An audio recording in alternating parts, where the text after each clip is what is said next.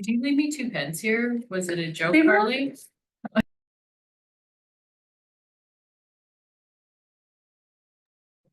Oh. We need,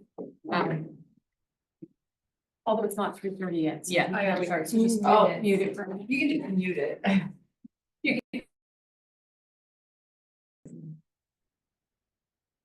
All right, we'll call the meeting to order at 3:30.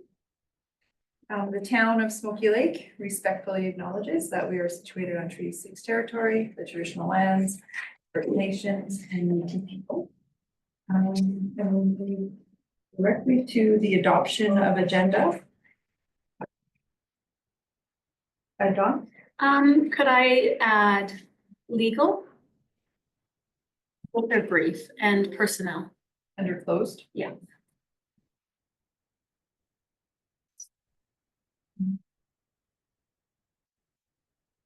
So. If I mean, so would you say, so legal and personnel has to do with the budget, or is it something? One quasi and more of a timely update for council, and the other one, yes. It is a regular council meeting. But we should try to keep things more real, but I mean, we have like the council resignation, right? So you know, it is a regular council meeting. It is classified as that, but you're right, we did try to keep I can do the legal. I can move the legal to the 24th if you're comfortable waiting till the 24th for that update. But you might want it sooner. Okay, well, if I may, I'm gonna position it back to you, in lieu of time. And then would have there been some required prep that you're going to ask us to make a decision and then we're not ready? No, it's both are just information. I don't know. And so you're saying they're time sensitive as well? One's an update that I thought you'd like to know, and the other one's time sensitive. The legal can wait if you'd rather wait for the legal update. There was a court, right? Why don't we just see where we're at? Cause that's at the end and we can always. Defer to the next one. That one will be 5 minutes. But if you want to wait till the 24th, I'm very comfortable with that one waiting till the 24th, but it's up to council. I think we kind of judge by how we're doing. But we have to adopt the agenda, right? So. But we can, We can add it and defer it if we're running. Yeah. Long. We can always push it for sure. Whatever you're comfortable with. okay, because otherwise we're wasting time deciding. All right, any others? Evelyn? So, 2 things. First of all, 7.1 is put under deferred items in old business, when in fact it's new business. I know, probably should have had it in new and then had you move it to the beginning of the agenda. I thought it was important to acknowledge that he is no longer a counselor at the beginning of the meeting. That was all. Okay, because I would prefer to put that under new business.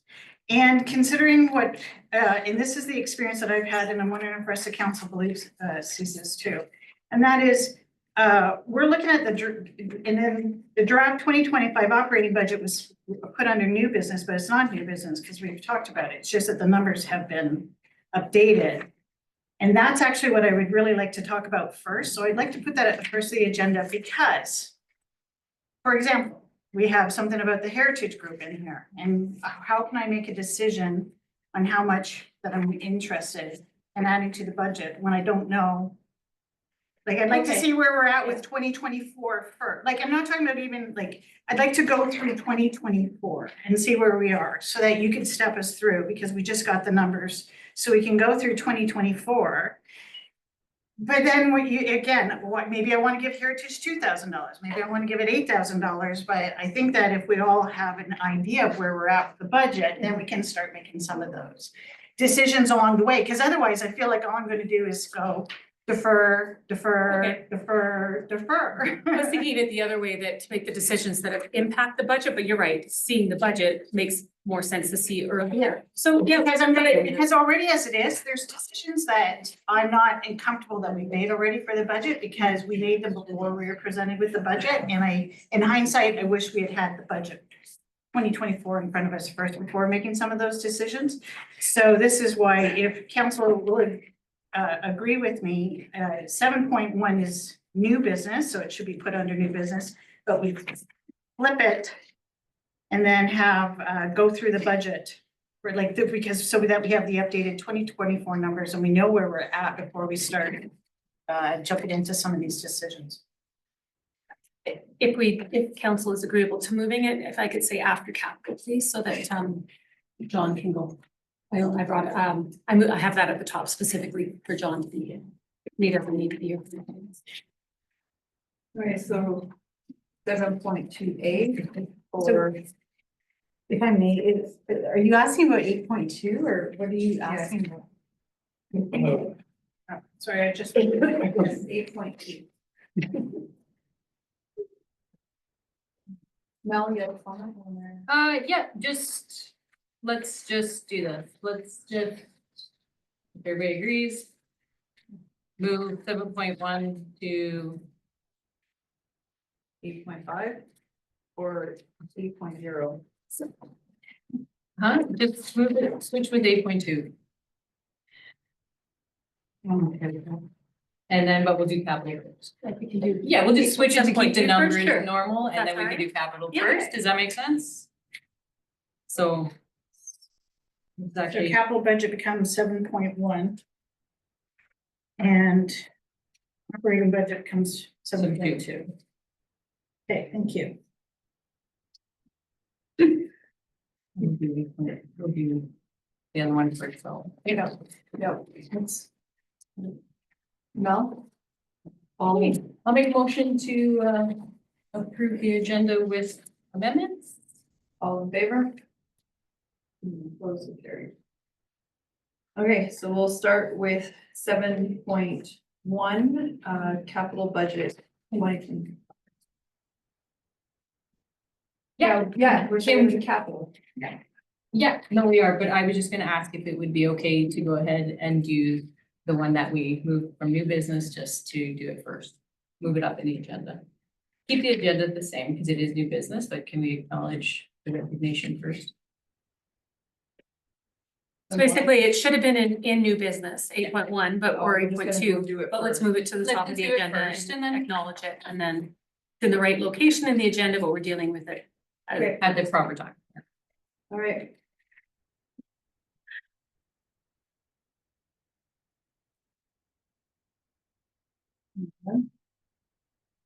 Or what, I'm just reading. But you were looking your hand. So does it matter who makes the motion?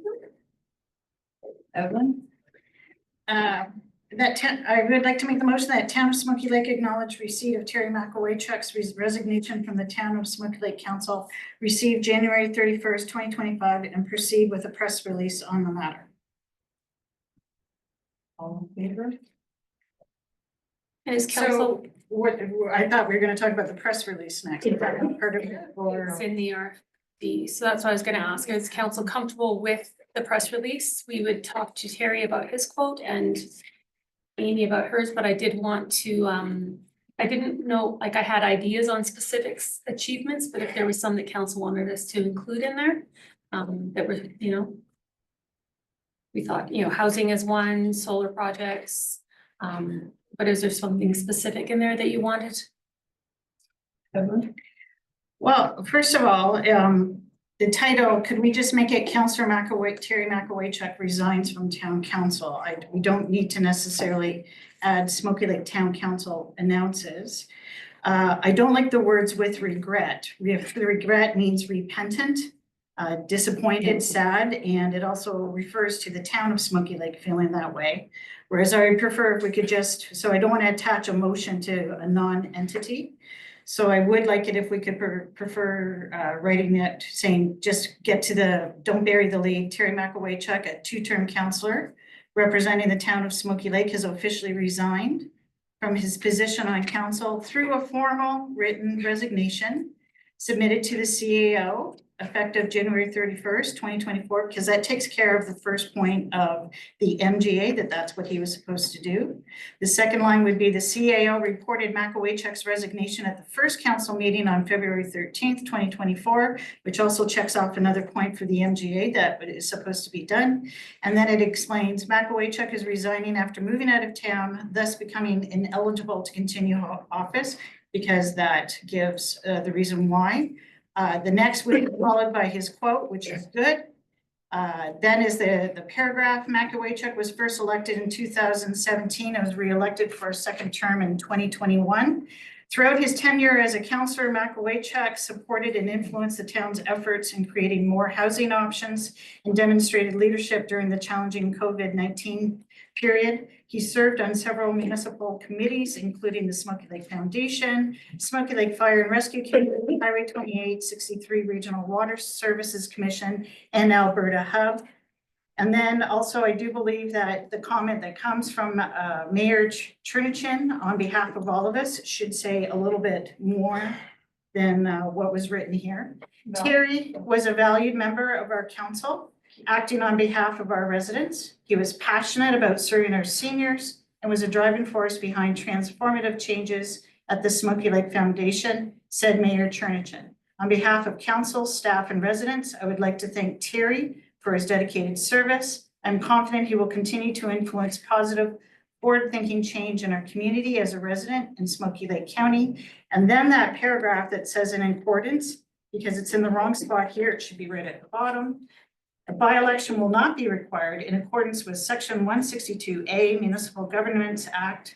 When there is a vacancy after January 1st in the year of a general election, it is not required to be filled. Council will continue to operate with one mayor and 3 councillors until the general election on Monday, October 20th, 2025. Because the press release refers to both Mayor Cherniwchin and the CAO, both of their names should be on it, along with contact information. And then along the bottom, I would like if the links to Can I interrupt? Facebook, YouTube, and website would be included. Can I interrupt? Did you write a press release? I rewrote the one that was submitted. Okay, but none of us have seen that. I know, that's why I'm reading it out to you, to show it to you, because that's the kind of comments that I had. I know you have it, but I don't have it, and like for you to read it is nice, and it, like, I was just, at first I was super confused, because I'm like, where am I reading? Because I thought it was in the package, so it's just hard for us to make a decision on something that, like, that you wrote. The administration usually writes the press release, so if we have some edits, like, that's a lot of edits, that's a rewrite. So I'm not We really took a sure. lot of the sections that were in it, just put it in different positions. I just don't know how to make a decision on this without having it like in front of me. I don't know what your thoughts are. I was happy with what was written and just adding in a few of the projects that had been worked on, which I would think Terry should have a say in what he did, like, enjoyed.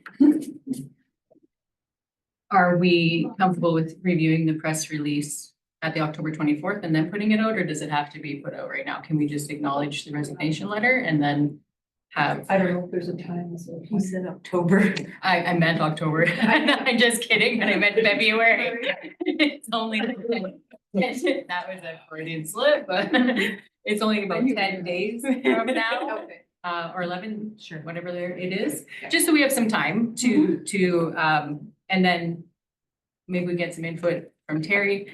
Do you mind emailing that? Why does, okay, but he has resigned. So if you, So typically he doesn't give input on it, and what the RFD said, what, like, again, it was up to us to include this. So I don't understand this, we just copied, cut and paste out of his own letter that he wrote to us. That's his input, which was good. That was a well-written where he wrote about, so that was the perfect addition to the press release. And then it's the comment from the mayor. And then it's also just a quick little bio about him. What we wanted to say about his time on council.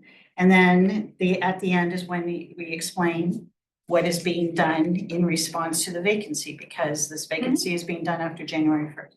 no, and I like, honestly, Evelyn, I agree, I do, I just like, it's without you've had the opportunity, so like, I see what's here, and then you're proposing this. Yeah. Which I haven't seen, is what all I'm trying to say. So I'm not opposing it at all. I would just like to, like, I can hear you say it, but I haven't looked at it. You know how it is, right? The little bit of information, I understand, and it sounded very good. I wasn't like you said anything that I opposed. I just, honestly, I was just a little thrown back because I wasn't listening for a minute because I was trying to find it in here, and then I realized that you had written a different one. So do we mind emailing that out and adding this back to the 24th February, not October, 24th agenda just to release? Would that be, is that, everybody comfortable with that? Yeah, Pardon me. that's fine. Sorry, can I suggest that you reconsider Yes. the motion you just made, because you just passed a motion to go ahead with this, so. No, we we didn't, but, oh, I okay. think you voted on it. No, we did not. I interrupted. Evelyn asked, yeah. Okay, I saw hands go up, and so Yeah. to me it was voted on, but if you didn't vote, then okay, then you're fine. Yeah. Okay, sounds good. Yeah, I'm good with that. If Councillor Close wants to email that version, we can maybe mesh it and bring it forward and, or just put hers in. Whatever you want. Evelyn Hamel. Or also, did you not want to get it out today? Because I mean, this is one of the reasons why I added the February 13th and then also with the January 31st, because that's what it says according to the MGA as well too. That is when it was effective. So do we not want the press release to be put out before you go on vacation? That's why we had it in here, but, Yeah. okay, so may I We're make here another now. suggestion? Why don't we get one of our staff to photocopy Councillor Cope's press release? And then move on in the agenda, and then we can come back to it later? Or copy it right now and address it right now, have to give everyone a chance to actually read it? It's up to you. Or bring it back on the 24th and release it after that date.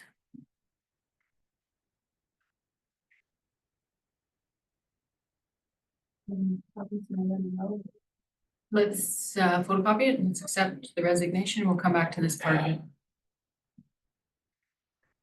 Do you want to just leave this one then? And then do it all together when we. Sure. Okay, we'll move to. Do we have a motion or? No, Withdrawing the motion or what? It wasn't passed. There was a motion on. On Put the the motion table. on the table, so Yeah, now so you to have to- table it till later in the meeting, or Okay. defer it till the table, The resignation and then. or just accept the resignation and consider the press release later, it's up to you.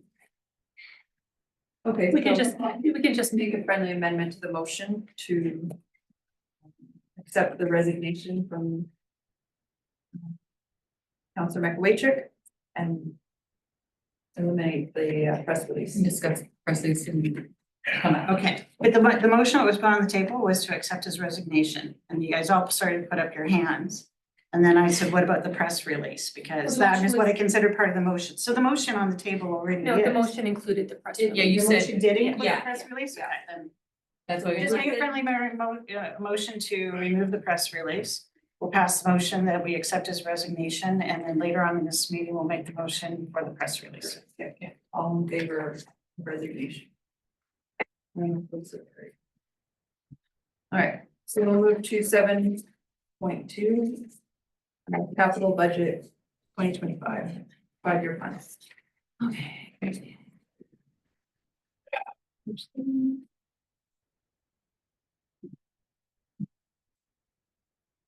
So council wanted this brought back. There was a minor change you'll notice, well, not a minor.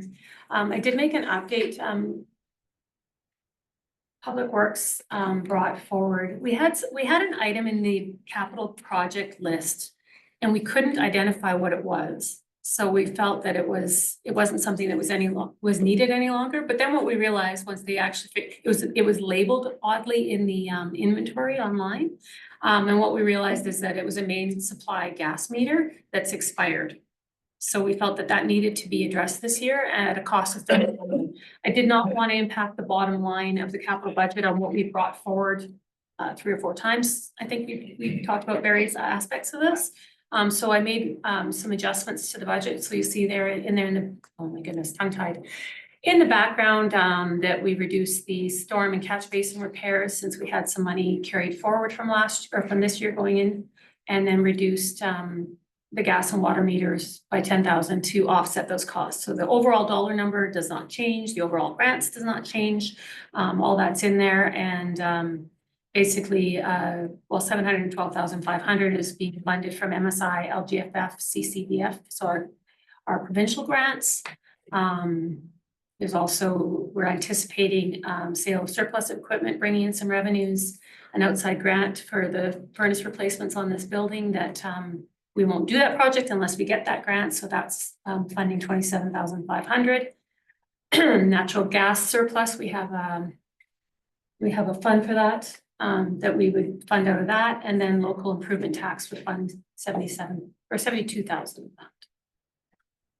I did have, and then there's a breakdown of the grants and reserves for the total funding down below.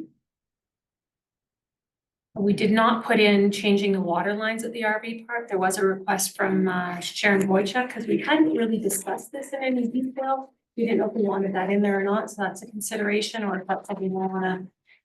I kind of prefer to spend a little more time in the spring when we can get in there and take a good look at everything. We can't find the drawings, unfortunately. They've got to be around somewhere, but to get a better idea of what this project would look like, our estimate is based on what we know, and it would be nice to have a little bit more detail, and then we could always bring it back for consideration at a later date. Yeah. Evelyn? So regarding what you just said about the Smoky Lake Agricultural Society, in that we have a town and county meeting coming up that you're trying to arrange. Could we add the Smoky Lake Agricultural Society to the agenda, and then the two municipalities who fund it could discuss something like this item? Yeah.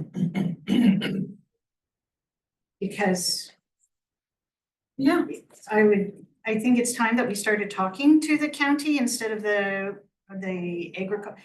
And the reason I say this is because other municipalities, the county and the town, this is under ICC. And I know it's a little bit of a different setup with volunteers and so on, but maybe it's about time, since we have this meeting coming up, that's not such a bad time for us to start having a discussion between the two. So I did see that, I highlighted that point because that is something that I would like to see get done for the Agricultural Society, but at the same time, I'd like to kind of have that conversation with the county as well, and because it's part of the bigger picture. So, Mel?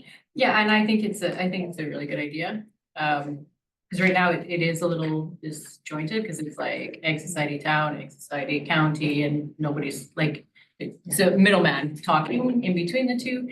So, yeah, I think that's not a bad idea. It's also, and I also do agree with Dawn that now wouldn't be the time, like this is a very rough quote on moving those lines, and there are some other things to determine anyways, so.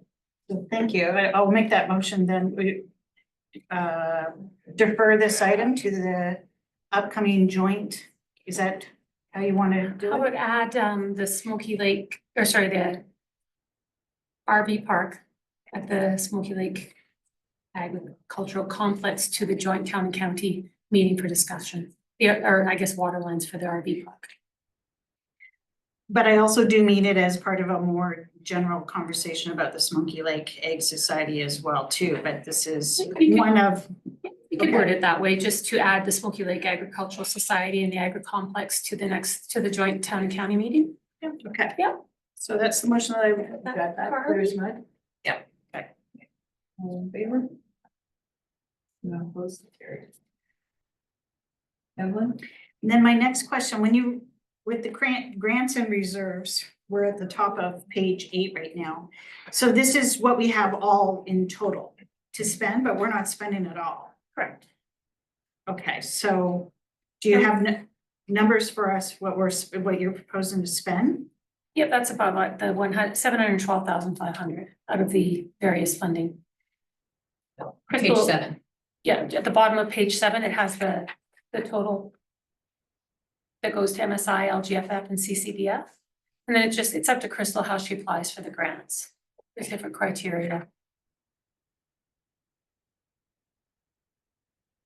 So of the 1.7 million, and that doesn't include CCBF for this year, because we don't have that number yet, which was 404,000 last year. But that's what we have all together. Yeah, so it'll be 1 million. about 2.1, I'm gonna say, once CCBF is allocated, if, assuming it's similar to last year's. And we're proposing that we spend 712,500 on capital projects for this.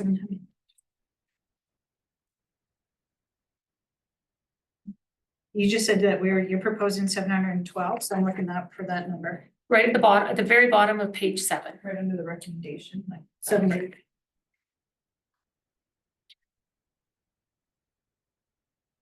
So I think what you mentioned that it's Crystal's responsibility to see what portion goes to where, but do you not think that at some point council should know how this breakdown impacts each grant so that we know where what line item is applied to what funding measure or the grant? I guess my concern is, you're right, we've been doing this, what is it, the third or the fourth time, and now I'm even concerned that maybe the quotes have aged out, that we've gotten quotes for work was scheduled to be done that would maybe not apply, or that timeline has been elapsed. So I'd like a clearer picture, I think, of the information to say on page 8, the top of page 8, as you pointed out, we know the total at this point without having the allocation from the CCBF. How are you taking the 1.7 and how is it applied to each project through the grant? You want to speak to how you apply for the grants? It just broke down like reserves and then MSI, CCBF. I'm not sure. Like you have the portions split over here, so I'm not sure. So the funding comes from the province, and please correct me if I'm wrong. So the funding comes from the province to go towards our capital projects, and they have to be capital in nature. So we get this money, it goes in as revenues. And then Crystal applies for grant funding against for the funding from the province. For any of the capital projects for the town. If it doesn't qualify as capital, like we had one, our office renovation, they decided wasn't capital, so it was denied, but typically it's pretty clear cut, that one to me should have been, but it's pretty clear cut, so then it's just the capital projects come out of the MSI or CCBF funding, it's the province way of giving back to what we give them, to give back to fund these projects, so it's just if you think of it as an overall revenue amount for grants. Mel had her hand up. Okay, sorry, go ahead.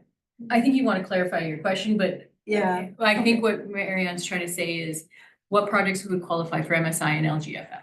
What projects that's not what you're No. asking for, then, because our quotes are all current. Yeah, okay, so here's where I'd like to go. Say, for example, we have 595,000 in the gas reserves. Are we using that full amount to fund our capital budget? Sorry, and I misspoke, I thought this one I didn't realize that Sorry. I didn't know, it's my fault. I didn't realize that the reserves was listed there. The only thing coming out of natural gas reserves of that 595 is the $40,000 Is the gas. is the gas. Nothing else can come out of there unless you tell us for it to come out of there. Okay, so I Okay. misunderstood. Sorry, I Right. think I confused you because I misspoke. So you need to take that, so it's 11,000 or 1.1 million is approximately is your MSI, LGFF. CCBF. So government grants is about 1.1. It should be about 1.5 once we get this year's full allocation. And of that, 712 is coming out because the reserves doesn't get touched unless we get a motion from council to touch it, which would be part of this. Because we've said in here, natural gas surplus of 40,000 is funding one of the projects. If I may, I guess what I'm saying to you, upon reading this for the 4th time, I assumed that we were using our full quota or full reserve dollars, 595 for our capital budgets, okay? No. Because it's not broken down. Sorry, so, and what we can do is, this was probably 2 or 3 meetings ago now, discussing this. We did the breakdown where we said where each one was going to be funded. Okay. We can bring that back and go into that detail. That's where we talked about doing it in closed because we don't want to have somebody, come in with quotes to say, oh, they budgeted this much for that project. And that's as per municipal affairs. They've said that's, although they are getting more clarification on all of that because it's it's a odd area, but it is what municipalities are seeing is contractors are looking up your budgets and saying, oh, they budgeted 550,000 for that. My quote is 549,900.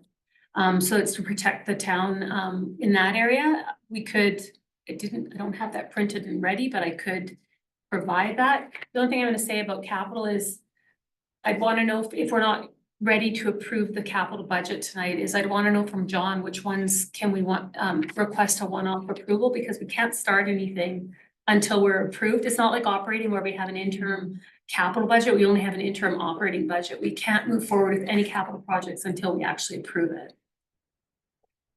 And being that we're heading into that building season, some of these we need to know or we're not gonna get anything done. Yeah. So I Which is think, fine, yeah. it just, and thank you, John, Yeah. for explaining that. I think that's the way to go is to hear from John to say what's the priority to move forward and to get that underway because our time with this council is running short. Well. Besides the breakdown of like the government funding and where, can we go through the capital budget? Like itself, like the projects, are we, like, I just don't, besides the breakdown of what government funding is going where, what projects are being funded by which one. All the projects are on here and there's an amount on here. Like, can we go through the capital budget to make sure everybody seems comfortable with our 5-year plan? Well, I'm comfortable with the capital budget. Like you said, the fourth time, I'm okay with this. But if we want that other information, we can get that for sure. I just would like to, even if it's approved, we can still bring that information up. definitely. Evelyn? Well, you said that you wanted John to present or No, something John's because presented already. We already presented this. We're just bringing it back because you wanted more information on the LGFF. The current numbers and where we were on the last year's projects. We brought that last time and then, so we're making sure all that information's here. We're ready to move forward on this, but if you're not comfortable with it, we'll bring back more information. We just can't start, that's all. Okay. I'm sorry, but I am really not comfortable with Maria Close water fee. I brought this up. We haven't, no numbers were presented to us. It was all just kind of, I didn't see any numbers. And I'm gonna say that after the experience that we've had with the EV station, the solar project, and some of the ones that I'm very nervous about anything that I'm being told, well, if we do this, we use this money here, then we're gonna make it up for taxes. So I would really like to have numbers in front of me explaining it. I can speak to that one and I'm not sure, Pam had to leave. So in speaking with Pam, she's worked really closely with HAF on the grant. So the way the grant funding works is we have to hit certain criteria to get next year's funding, right? So she's coming up with she's got some new ideas that we're gonna bring forward that I'm very excited about as well. So with that, her recommendation was, if we go forward with purchasing that lot and then we get anything developed in Maria Closes, it qualifies for this grant as a one for a development number, right? So it becomes a affordable housing home that goes in there that we can use against the grant. So if we spend the grant, the 30,000 of grant funding, which has been approved to be spent through HAF, they've agreed that it qualifies. It puts us one step closer to getting next year's $120,000, right? Because if we don't meet all the criteria, we don't get year 2, 3, and 4. So her recommendation was, that she would recommend we go ahead with that one, as well as at the next council meeting, we're bringing forward a couple other ones. And it's not actually in here, but it's, again, we're using that grant funding. Technically, we could, it doesn't even have to be in here because it's grant funding, but we have it in here for transparency, I guess.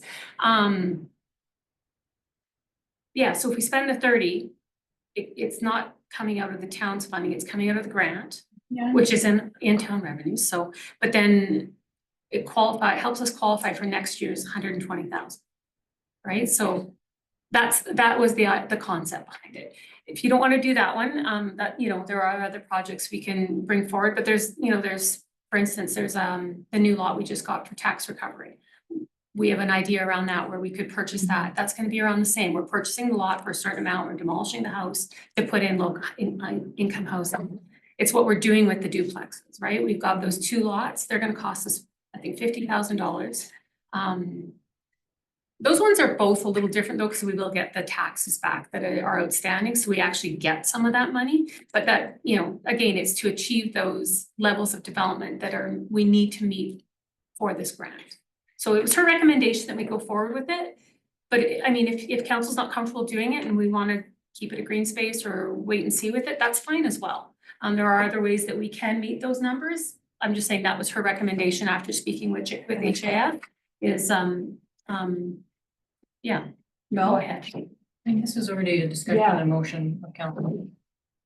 think we talked about We this. had it in a meeting, right? Yes, what I'm bringing up is that no numbers were given to us. The whole conversation numbers was a though? verbal conversation.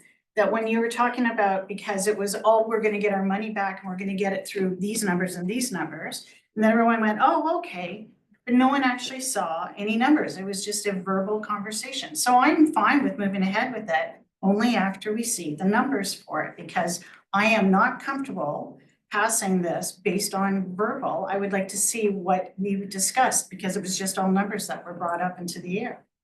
Marianne? As I recall, and forgive me if I'm wrong, but that's the very reason it came back to the previous budget meeting on December 16th, because the HAF grant was gonna be presented by Cam as to the lot, but we weren't sure we were all in agreement of the money.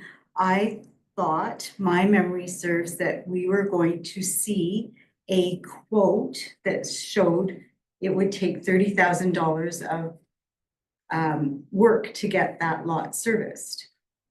So I don't know if that's what you're speaking about, Councillor Copes, but is that the numbers, the quote? If I may, it wasn't actually just, because I agree with you, there was no quote. We were just told it was $30,000. We haven't seen the breakdown of it. But it was also because, what are we, we've sold those lots for $2,500. So my comment was, why are we investing $30,000 in infrastructure there, which we've already invested enough in that area. And we sold those lots, but now we have a lot. And what are we gonna do? Are we gonna turn around? And I said, how are we gonna get our money back for this? And then it was like, oh, well, we'll get it back on taxes and we'll get it all back on here. And to me, that's not good enough. I need to see the numbers to see if this is justified. Because currently, I don't believe investing another $30,000 in that area for that lot that we're gonna turn around, are we gonna turn around and sell it for a heck of a lot more money? Because I don't wanna invest $30,000, and also, we keep being told, oh, it's a grant, but grant money is precious. It's not like you just say, oh, well, we can throw it into that spot. So I'm not comfortable with this project without seeing more information. Oh, I'm opening. The wrong quote. It was based, though, I thought we had balanced out or talked about options to move forward with the grant, and this was one of the options that maybe wasn't the most economical for that area necessarily, but it hit a lot of other points with numbers, infrastructure. What numbers? We need 22 units by a certain amount of time to get us to the next level. It was that's what it was supposed to help us with. So that's where. Did you see those numbers? Whatever we saw at the last one was, we made a motion on it. We had to decide. I don't know, there was back and forth. In and out, Mel? Yeah, and I know we had these conversations, right? Is it a good idea? Is it not a good idea? And I thought that at the last meeting, we all landed on that. We thought we should go ahead. Like, I understand you have reservations about it, but I just wanted to find out if there was a motion made or not about Motion was it. to update on the HAF and bring it back. which Yeah, we did. Let's Pam see, came and brought it back. It's that Town of Smoky Lake, except for information, the verbal and written update by administration in regard to the Maria Close infrastructure costs and lot sale initiatives located at Maria Close East and Maria Drive East in Smoky Lake, and administration provide an updated year-to-date for 2024 to the first meeting in 2025. And then Pam brought that back, the information on the HAF grant. But I don't think there was a motion to move ahead with this project. It was just being considered in the capital. I do have, no, I don't. I'm just looking for the actual quote. We did get an actual quote. No, It doesn't, honestly, Dawn, the quote Okay. doesn't matter because like in the budget, it's $30,000. You can't spend more than $30,000. That's within the budget. The discussion amongst council now, are we keeping it in the budget or not? I'm in favor of keeping it in the budget. Everyone's not in favor of keeping it in the budget. Let's just go around and talk about. Because for the same reason, and no offense, because I totally understand where you're coming from. And I'm looking at the next steps in the grant funding, also in just having a empty space over there and non-taxable empty space. And those are the reasons why I was pro for keeping it in the operating or in the capital budget. And I do understand also what you said about how much we've spent there. And of course, if it comes back at way more than $30,000, it has to come back here, and that may change my mind. So. Evelyn? With respect, Councillor Morton, you haven't seen any numbers. It was just a verbal discussion. No. The numbers about the housing, How we were gonna get the money back. As in, we were told taxes, oh, this tax is in how many years? We haven't seen any numbers like that. It was just a verbal conversation. it was in an agenda package, it was No, it wasn't. 26. Yeah. It would take a long time to make the money back on that lot. I Yes, agree. which is why. Yeah. The reason, and again, whatever council decides is, I totally get where you're coming from. We will make money on the property using grant funds, and we will get more grant funds using these grant funds. That was our point. But again, there's potential, I think we'll still hit those numbers, but again, it is a high number. 22 is a high number of affordable. So that doesn't include our Maria Close, except for the ones that are duplexes, maybe if they qualify under our affordable housing policy, right? So it was a way of gaining one of those numbers for that grant to ensure we get all 4 years of this grant. That's all. But I get it. We're investing a lot. I would anticipate at least 1,000. If you look at one of the newer homes in that area, I was basing taxes on that, which was about $1,000 a year. So if and probably a little higher than that because there hasn't been anything built in there in a long time. So if you think $1,000 a year, that's 30 years. But then the other part is water and gas and sewer, right? So we are going to get a little bit of or a reasonable amount of revenues on that one as well. But it's going to take a long time to pay off that lot, 100%. I fully agree with you there. So if you don't like the concept of to achieve the grant numbers, that's okay as well. It's just, those are the two sides of it, right? We're gonna spend grant money so that we can get future grant and hit those goals, but it's going to take a long time before that's actually paid off by selling it at 2,500. No. Just can I ask administration a quick question?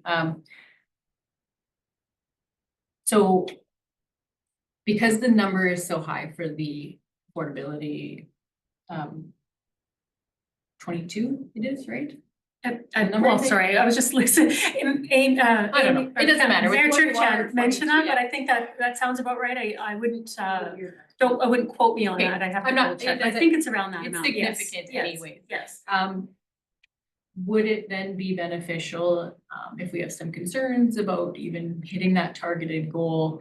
Is it something that we could push this to 2026 capital? And then we see what other numbers we have for the housing, and if we're getting close, Yep. then we can decide to bring this back. Well, whoever is on council can decide Correct. to have that discussion about, because if you go ahead and you do this and then it doesn't really affect the housing affordability grant, then maybe it will change people's minds on whether to do it or not.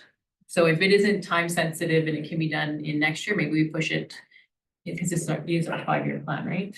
Or How many year, 4-year? No, 5 year. 5-year plan. Oh, on the. Yeah. Yeah. I'm not- Yes, 4 I'm years on not the 100% ground. sure where we're at for this year's targets, but we'll have time to consider that if we needed to, even to bring it back, right? So she's reporting at the end of this month on the first year, right? So we're done that year. So now we have till next February. So even if we got well into the year and we said, oh, you know, I mean, we could reconsider it at a later date as well if we needed to. But yeah, we could definitely defer it to 2026. So if council's comfortable that's with, fine. let's move into 2026. If it's not time sensitive, let's not do it in 2025. You're comfortable with that? I'm comfortable with that.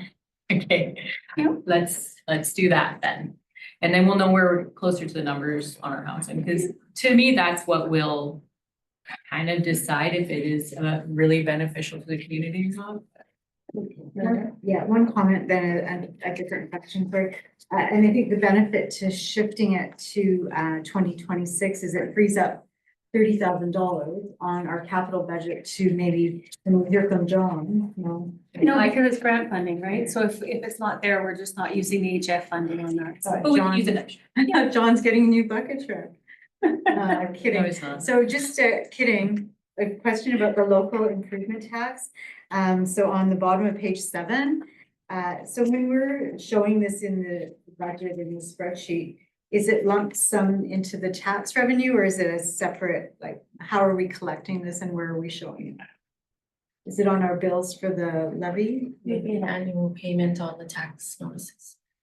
Okay, so it's not on our monthly utility bills, like the gas, Oh, okay. that's- And then where does it show in the spreadsheet? Because when we look at that line in the spreadsheet for the 2025 budget or 24, 22, it says local improvement tax, it says 0. So are we putting it together with the overall revenue? Maybe I'm jumping ahead. Where does it say 0? So when you go to the 2025 budget, Operating? over. I can come back to that in a minute, so. Yeah, that's operating, aren't we on? Yeah, but I flagged it as to, the question is, where is it shown in the budget? It would show under tax revenue, So it's all lumped together. 101,122 local improvement tax. Yeah, So it's not its own separate GL. yeah, it has a separate. sheet. Under- Under tax revenue. Thank On you. page,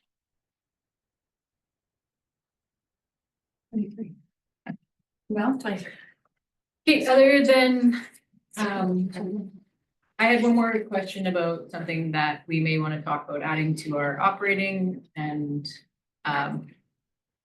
not operating, sorry, capital. I was gonna say. Oh, you're like, okay, get on track now. Since we're on operating, just kidding. Okay, so my question, is, and I'm sorry to do this to you, John, so sorry. Cause I'm gonna probably catch you off a little guard here. We clearly have a tore up street with a fence around it. You think maybe we should put that in some capital? Cause that's gonna come out of reserves. That would be the current repair you're talking about, Mm-hmm. that would be on operating. Not everybody knows what's going on. I have an update to. At the next council meeting. Okay, I was just wondering if there was nothing capital on there, then that's fine, we don't need to talk about it. I just wanted to make sure before we moved out of capital that that wasn't gonna be something that could affect our capital budget, like paving or, yeah, no, gas lines. The repair would be under operating. Actually, sorry. Yeah, anytime during the year when, if an item can be capitalized. Which that one probably We should should, be. yes. So we could, you're saying since it's dug up now, let's add it to Well, I think be that, approved, to get it approved I now think that- rather than at a later date. pardon me. Okay, go ahead. I think you should, that is really, this is my personal opinion. I think we should look at where that street is on our plan. I see where you're going with this. And, yeah, sorry, I should have been more clear. And we have a plan, and I know that that street is on it. So now due to what's going on, maybe we should move that up is all I'm thinking. I'm trying to be proactive, not reactive, and back to you. I would suggest if there is gonna be a asphalt replacement, it would be good to consider some gas infrastructure As well. as well at the same time. So I really wanted to approve this budget today, but I'm wondering if we can, so. Considering I don't know what you're talking about for that, but. Well, and I have no more information than you, except I know that a street is dug up.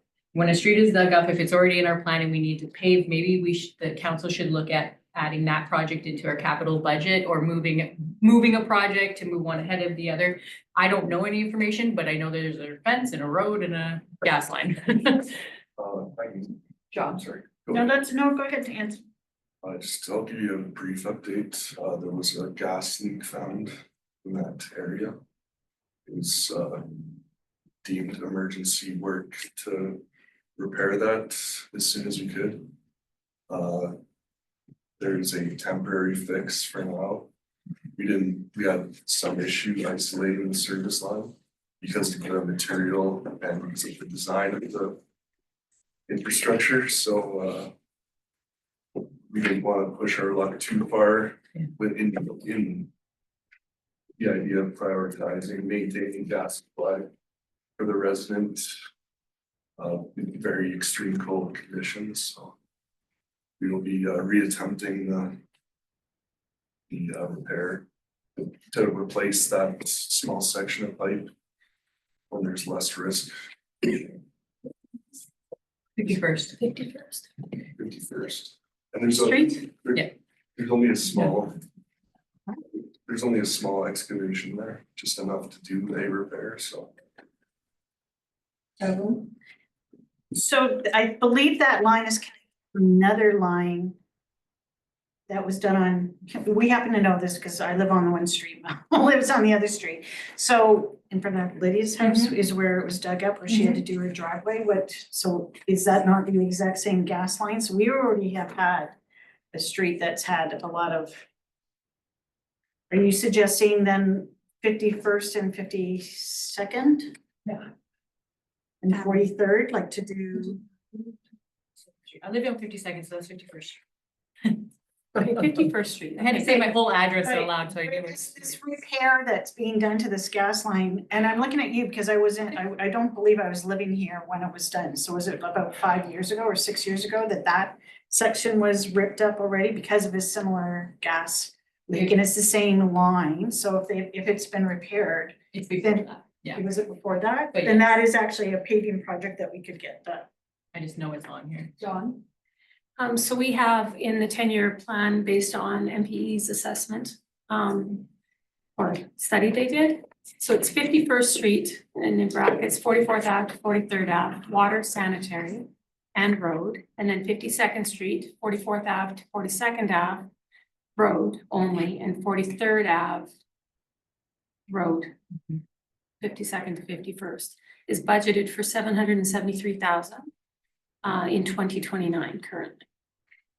Now, those could be potentially broken down, but if it's the 44th Ave to 43rd Ave, it needs some water and sanitary as well. And potentially some gas, because we had a break, so. But. Marianne? So correct me if I'm wrong. Okay, that's not the real. Correct me if I'm wrong, Dawn. I believe at the last budget meeting held on December 16th, we had talked about the 10-year plan you just brought up.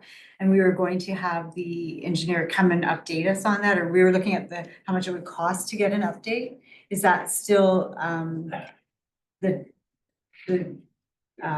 thoughts to move forward with our 10-year plan to have things updated and Yes, I asked MP if they could update those values to current day values, being that the study itself is a few years old. And these numbers are based on today's values. They're not rated for inflation. Normally they're based on current. And they felt that under one of our grants that we already have, that they could update these numbers, so they're working on that. Oh, And then so I'll get him that's to coming come back. in Okay. once, so I'm not sure how long that, he said that, like, I asked about another item I need him to work on for me. And he did say they're very busy right now, but they do have it on their agenda. So that, I mean, at least going forward into next year's budget, and whatnot, we have a clearer picture of all the numbers. But we'll get it to you So as soon we're as we in get progress. it. Okay. Yes, Okay, it is in thank you. progress, so yes. Thank you for that. Mel? Okay, so I was just looking at the MP, so that's 44th to 43rd, so that's for Avenue, so that won't be the There's project. nothing else in here for 53. Okay, then in that case, I just think, We're gonna look at the study and see what's, yeah, and I think Where that's maybe then we should just look at 2026, adding, we're gonna have some paving projects for sure, so potentially. That will be dug up, there'll be some patchwork and stuff. So do you feel comfortable that it's gonna be a repair right now? There'll obviously be some paving in the future. We'll know better once there's warmer weather and you can actually see what's happening. We can repair it. I can't speak to the rest of the Yeah. piping that's in the ground there. Looks like, I'm not sure if it was corrosion or if it's a stress fracture on the pipe. Okay. That's not clear. I can say that the style of pipe that it is inferior compared to modern options. Makes it a lot more difficult to isolate sections and can be more expensive to repair this. Well, then I take back, I think we'll just leave that for 2026 after we have more information. And I just realized, I don't think there's any gas at all in the MP study. not It's all on, water and sewer not on and that. roads. Yeah. There's no gas lines at all. Okay, anyways, I think we should just add something. Bring it back as a Yes. separate to be approved separately or add it to this. Well, I think we just, once we get more information, we just need it brought back so we can decide where and when to put it. I think, so.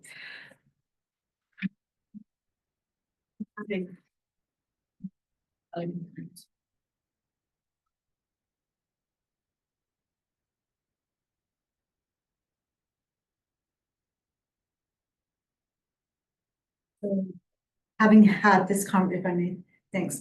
Having had this conversation and based on what John doesn't, you don't know what you don't know until you get the change of the weather to see everything. Could it be repositioned to the capital or does it have to fall under operation? No, we would capitalize it. So we would bring it back to council for approval. To add it. Anytime, like if we budget a certain amount of money for, say, water line breaks and whatnot, right? But when something becomes bigger and needs to be capitalized, it's those emergent items, they just have to come back to council for approval. So do you and Crystal see a way to put it into 2025 and address it as soon as possible with the repairs? We would go forward with the repairs because we have a dug up street. So yeah, we'll definitely repair, but we'll have to come back for the funding component, yeah. Or reserves is the other way to address that. No. Sorry, that's a good point. We have reserves for gas, so a portion of this because it's a gas line repair, we could actually use our reserves fund. But we need a council motion, yes. And unfortunately, these emergent things happen, so It's okay. I'll stop talking. It's okay. I was just gonna actually say what you just said. I was like, it's gas and we have gas reserves for these reasons. It can be a capital project that we can use MSI or the gas reserves for. But I think we can go ahead with our capital budget and then add this to the budget with once we find out a recommendation on what needs to be done and a recommendation on how to fund it.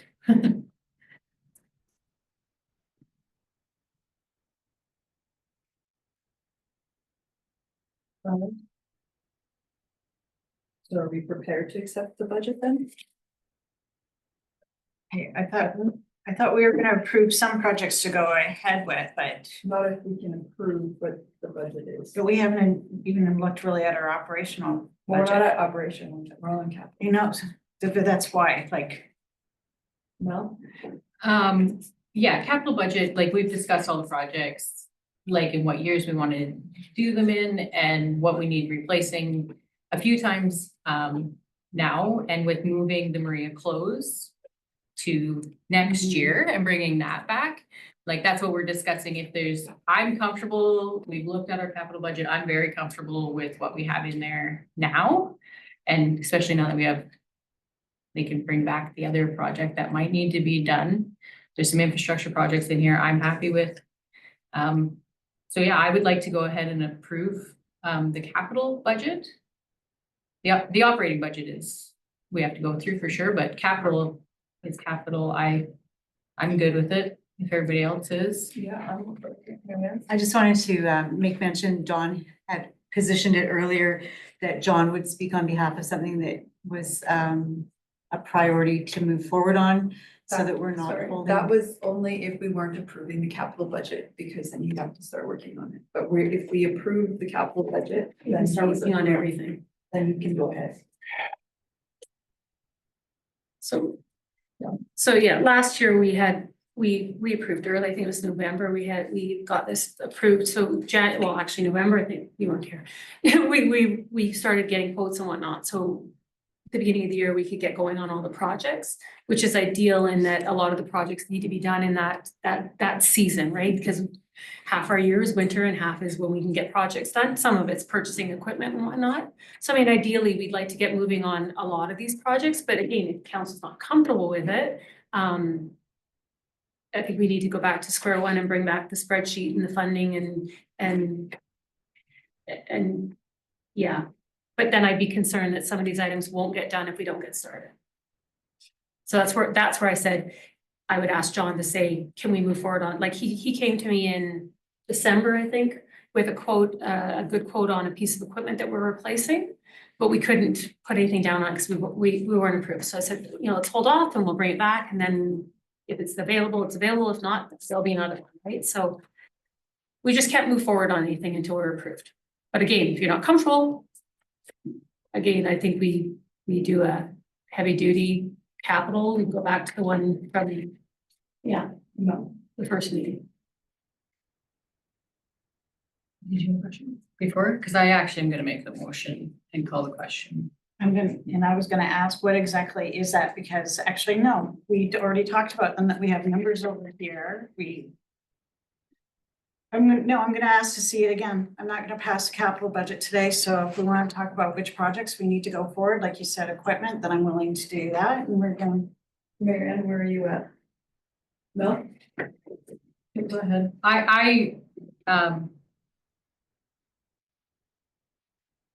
I'm gonna go ahead and make the motion, and if it gets defeated, then I'd like to make the motion that the town of Smoky Lake approve the 2025 capital budget in the amount of 500,000 for 2025 capital projects as presented and attached. Attached to informing part of the minutes. Oh, Yeah, sorry. attached to and forming part of the minutes and the 5-year estimated capital budget financial plan for 2025 to 2029 to comply with the Municipal Government Act section 283, 1 and 3 required plans as presented, as amended, moving Maria Close lot 37 to 2026 capital budget. Okay, all in favor? Any opposed?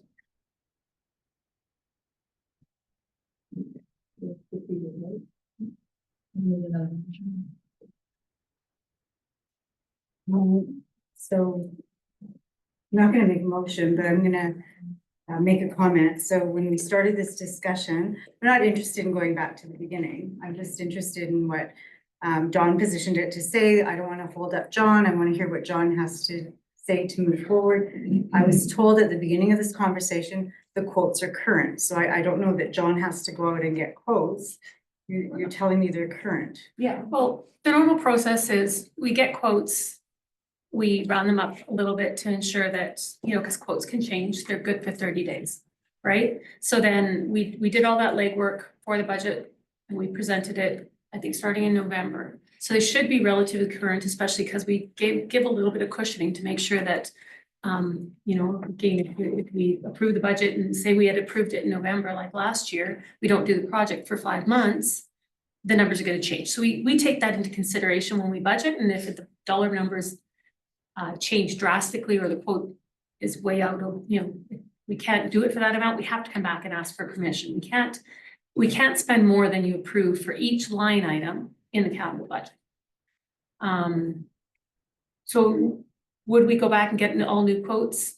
No, because we've already done hours of work doing that. So the budget is as is. What we would do is, if you, I need to know what you're not comfortable with, what you need more information on, so we can bring that back. So what I would suggest is in the next budget meeting, or if you want to do it on the, say, March 10th meeting, whichever direction you want to go, we would do it in closed again with the spreadsheets laid out.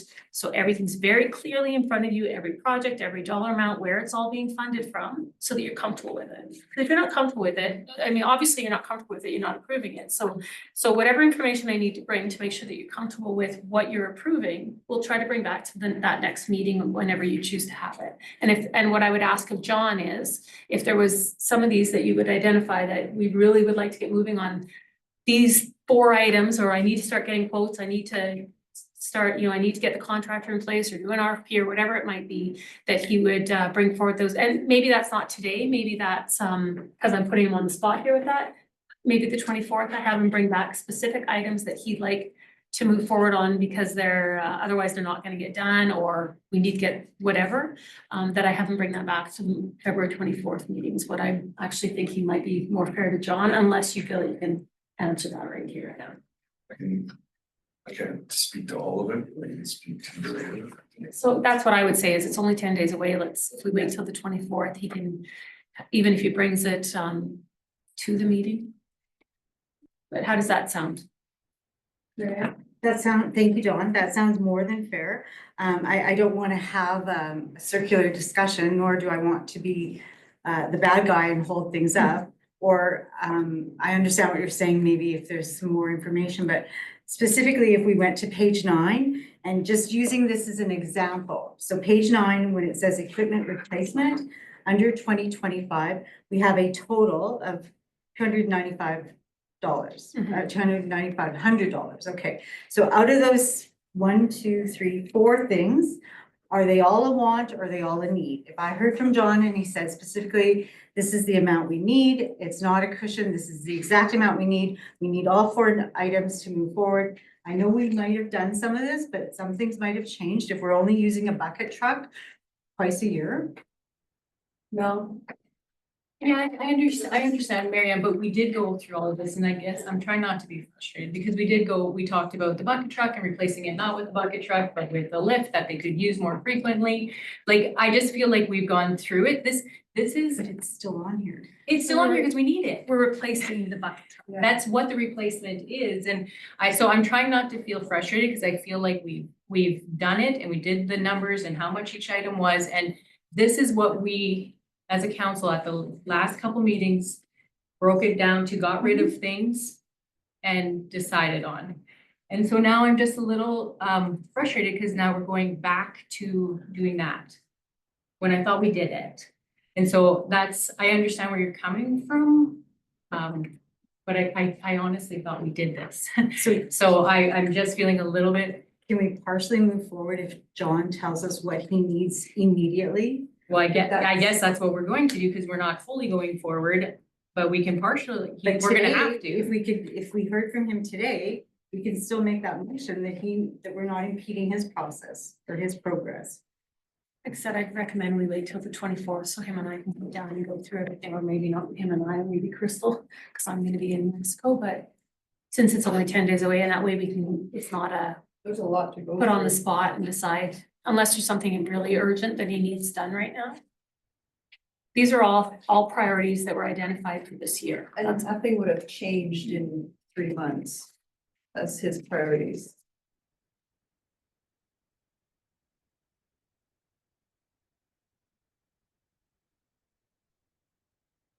But the next meeting, that's what we're looking at. That's what I'm thinking, because then we can kind of go through and figure out what, the big ones are things like the roads and sidewalks. We Yeah. need to get, if we approve those, the advantage is we can get the RFPs out, we can get, because if we don't get contractors locked in sooner rather than later, those ones aren't gonna happen. So if we were to approve anything, I would say the roads and sidewalk projects. Like the road repair on 53rd Ave, the Iron Horse Trail water loop, those two. Can I just suggest that you bring it back as Yeah, that's what I would. as a RFP, like, and a recommendation and with the dollar amounts in it, so we are clear. So let's just. Yeah, that sounds great.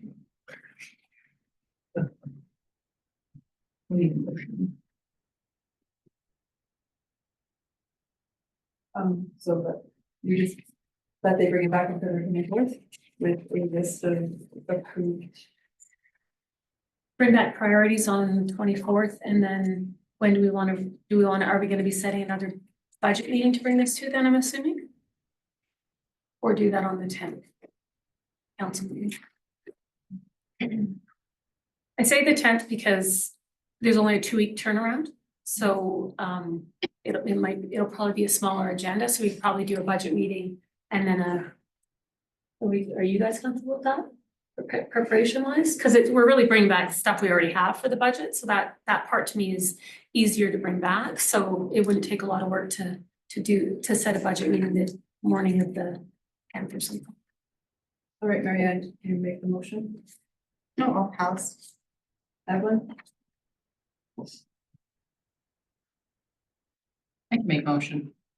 I don't mind. I can make a motion that administration brings back a list of projects from the operating budget that need to be approved quickly. Capital. Sorry, to the capital. I need a break. Back to the February 24th meeting so that we can, council can approve that part of it. Can you please read that one back to us? I have that Town of Smoky Lake Administration bring back a list of prioritized capital budget projects to the February 24th council meeting. Okay. I'm comfortable with that. All in favor? 7.3 year 2022-23 line by line budget. I think we're doing offering, weren't we? Yeah, operating. We move on. Oh, right. Sorry, operating. Draft 2025 operating budget.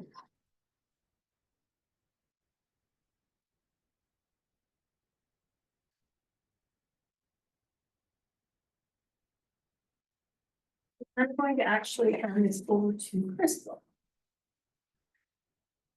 Okay, so this year, administration created a more comprehensive, transparent document that outlines what's included in the draft budget, with the goal of better informing council and the residents.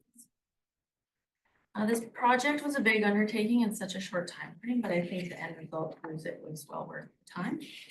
I just want to say special thanks to Barb Taiwaniak for her creative touch and working with us on short notice.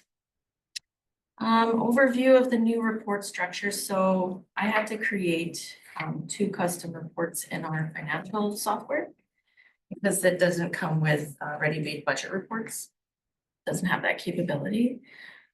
So administration created 2 reports and we continue to use our Excel spreadsheets that actually creates the graph that's in our budget document. So the first report is found on page 6 of the budget document. And that provides a detailed breakdown of the expenses by object. So I've created an extended list of descriptions, giving you a deeper look into the funds where they were allocated. And while the list is lengthy, it's typically more condensed. But this detailed breakdown will be very helpful for us to track rising costs and make better informed decisions for future budgets. The second report is actually on page, it's following the budget document, so it's the report after, it's on page 125 of the agenda. So this, yes, and that is by function, so it's a revenue versus expenses within each function, such as administration, public works, water, sewer, waste. So for example, when you look at the gas revenue and compare it to the gas expenses, it clearly illustrates that this function is generating revenue. The challenges and key budget considerations were the fire regionalization and the new water reservoir debenture.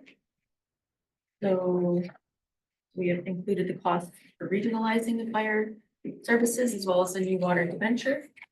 These two items alone added an estimated $130,000 to our operating budget. Interest rates and debenture strategy. However, we've been informed that interest rates on loans will be decreasing this spring. Hopefully, we plan to hold off on applying for a long-term debenture until then. We're hoping that our estimate will be lower once we have access to the updated rates. Budget increase and impact, minimizing the increase. So despite these added costs, we worked diligently to keep the increase to a minimum. The proposed tax increase is 4%, which amounts to a total of $41,840. We believe this is a reasonable approach to maintaining services while addressing the growing costs, and it also aligns with strategic priorities. One thing to mention is the lagoon cleaning is going to cost $72,000. We were looking at using unrestricted reserves to cover that cost. Moving forward, we intend to budget for this annually so we can avoid significant costs in the future. Other considerations, property assessments and updates. At this stage, property assessments are not yet available, but once they come in, we'll be providing an updated report. So this is a draft budget, and we expect to bring back further updates, especially when we have the requisitions. We received the seniors requisition, but we don't have the school yet. On a positive note, administration was able to reduce health benefit premiums by $10,000, and that includes the employees portion and the employer portion, while staying with our current provider, Alberta Municipalities. So the conclusion and request for feedback, this budget is a working document and we encourage your feedback. We want to ensure that together we are making the best decisions for the community, are open to suggestions or concerns. Your input will be invaluable to finalize the budget and move forward with this year's plan. I have to type it out. Good job. And I want to thank Crystal. It's a busy time of year with year end and audit and budget all together. And she's definitely putting in a little extra time or a lot of extra time to keep us on track. So I really appreciate her contributions. The operating is very much hers. And this is this is draft for the document. Yeah, we're so close to requisite. Like last year, we approved the operating in December. And then we had to, if you recall, we then had to bring it forward as you have to once you get all the requisitions. We're so close to that point that we would say, give us feedback on this one and then. We could But there's, approve it. sorry? We could approve it today. It could be approved today, but then we will bring it back with the amendments based on the actuals. So it's up to council. We can approve it or we can make changes or we can keep it as is, but then still bring it back once requisitions and everything are in. Assessments. Yeah.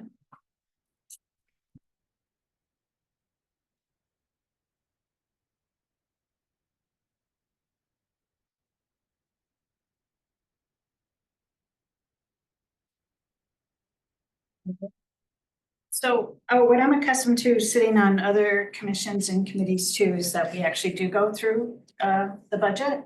And those areas that when they're not consistent numbers or where their numbers are out, that they're explained. So starting on, let's see. Can we go through 2024 and see how we did? Because that's a report card for us. Can I just mention something quickly? As I'm doing year end, these numbers are changing. The 2024 numbers are? Yes. Okay, So these are very, very unaudited actuals. okay. But we can, Are you looking at page 125? Sorry. What page are you looking at? I'm looking at page, Oh, right after that one? Okay. yeah, operating position, revenue and expense, where we have the 24. 2024 year-to-date budget and actual, and then we have the proposed 2025 budget on the far left. So starting on page 98. Thank you. Just while we're on that page, that's kind of where I was saying about you'd mentioned earlier, the local improvement tax. See how there's no amounts populated, it's just the Because we're zeros. not collecting any. That'll be a year-end adjustment. So I thought I was looking at bylaws online. I actually contacted you about those bylaws. Are we not still collecting? Yep. So is that not where they appear? I have to confirm with Tamara, but I think it just goes into the general or into the tax revenue, and then it has to be, because our system doesn't have that function to move it into a separate GL, so we have to do that manually, Okay. Yeah. All right, because we are collecting local improvement tax. okay. And then the number that was given earlier for that was for proposed local improvement tax, or was that passed when we were talking, like, what was that for? So isn't it the 72 or? Proposed for, once you approve the capital budget, right, then we would have to do all the steps, because that's advertising and, yeah. Okay. So you're gonna step us through it? I would have, well, so what we brought forward were changes, so it's hard because there's so many budget meetings that we've been doing it for a few months, right? So I can't say, oh, remember, because again, we're the ones writing things and things stick a little more when you're doing all the legwork. But so we did bring forward the changes that we were anticipating for the budget. So I'd have to pull up that document, but in terms of I think what you're asking is like 2024's actuals and comments there, or when there's big changes. I don't know exactly what you're asking for, I guess, what I'm asking for clarity on. Well, we have it, right? This is why I asked to have it up there, put up the front, because you've got the proposed 2025 on the left, and then we have the updated numbers on for 2024, correct? So for example, yeah, I thought you were going to lead us through this. But So in the budget document, I kind of tried to outline the changes under, like, for example, on page 99, return on investments, the two numbers between actual and budget there's a disparity between the two. So it's the question, so is that when you say to me, yes, those numbers are still coming in and we should see that? Or what happened with the general revenue? so the investment income is what you're referring to. On page 3 of the budget document, the interest rates have increased, and the franchise, and that's part of the franchise fee as well. So Return on investments was budgeted at 36,000, yeah, it increased Okay. because of the interest rates. but we made 82,000 instead Yeah. because of the interest rates, Yeah. yeah. So that's what she's saying, is she highlighted the changes in the budget document that was created, but we can definitely go You're talking about through. this orange thing? Yeah, Okay, no, I'm looking at the numbers. Yeah. But yeah, it's any all questions in you there. have, like, yeah. We tried to identify the inconsistencies in that document, but if there's questions on the line by line, we can definitely, Okay. yeah. So that's great. So this is where we're for general revenue. That's a discrepancy between the two. And then also this came up before with the Rogers Tower. So I see that it's been scheduled. So is that confirmed?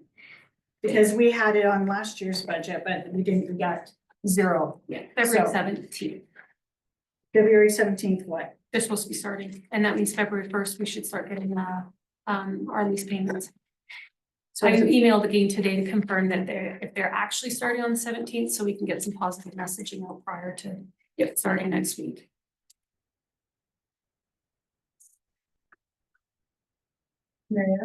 So, and thank you for doing all this. So my question is, say, page 99, similar to that category, for the equity income for the Smoky Lake, the SLDC, were proposed income or revenue to be the 43,000.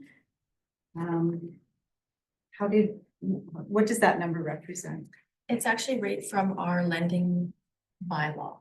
So we are supposed to be getting a return principal and interest. Interest goes into general revenue. And then the principal goes towards our unrestricted reserve where we took the money from. So for me to understand it, that's the MCC? Yes, sorry, So- MCC lending bylaw. It has the schedule rate in there. Okay, so wouldn't that have been 2024 or no? The income from, Payback schedule started March. 2025. Yeah. where's And that again, that's all schedule? gonna be adjusted, but It's in right there. now it's in the bylaw. I can, That's okay, no, I'll look it up.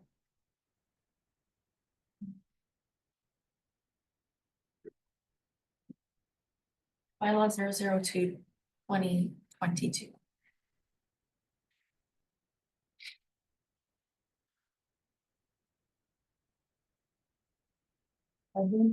Page 4 of fireworks, what's happening there on 599? So the town contributes $5,000 for the fireworks, and then the fire department is invoiced for 10. So that's accounts receivable. Okay. Sorry, I didn't quite hear that. Yeah. 101. Oh, I'm on page behind. Thank you. So the variance of 8,000 is because they raised more money than expected?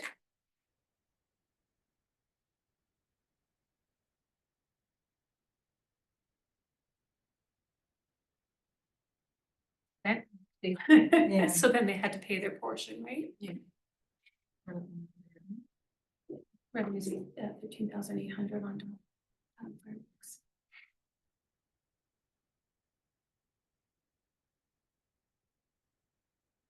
And then line 880 miscellaneous grant revenue, which grant is that that's coming in? Let's do, sorry, can we just finish with the fireworks first? Okay. Yeah, so the amount that you see for the fireworks under revenue is the invoice amount to the fire department to pay. So then why would it be on our budget for 'Cause we the paid it. revenue? Spending money. Because when you're doing an It's the invoice that revenue. shows as revenue, Yeah, charge out. They're gonna pay us that amount of money.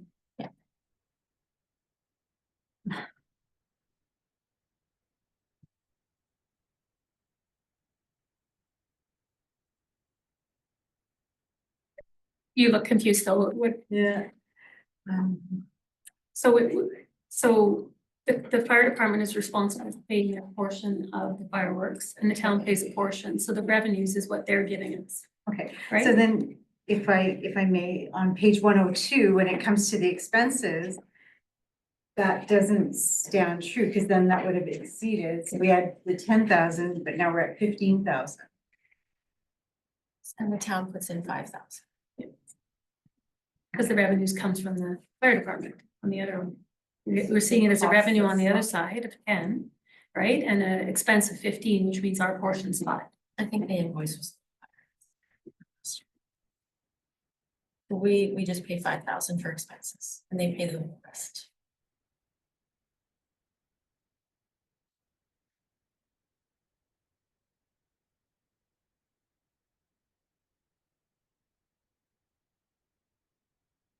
Evelyn, your question? My question was about, it's on page 4. And that is line 880 miscellaneous grant revenue. So what is it that we're putting there? What grant is that? Is it the 112, 32. 32? No, miscellaneous grant revenue, line 880. It's 32,228. Is that the new Horizons? Municipal intern, Oh, intern. that's to fund the municipal intern. Sorry, I can't hear you from here. Fund the municipal I'm- intern. Sorry, To fund the municipal intern from the grant money. that's the grant, okay. Yeah.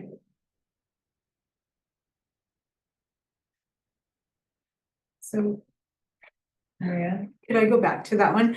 But wouldn't we have received some portion of that money in 2024? This is the 2025 portion. But it doesn't show in the 2024 2024 portion.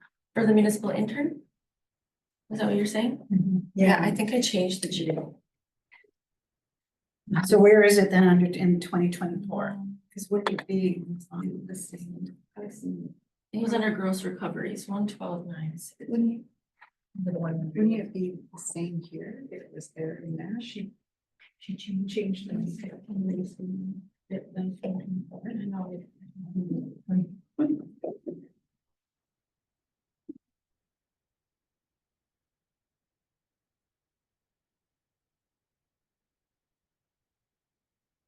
I had the municipal intern in the 112,990 in 2024.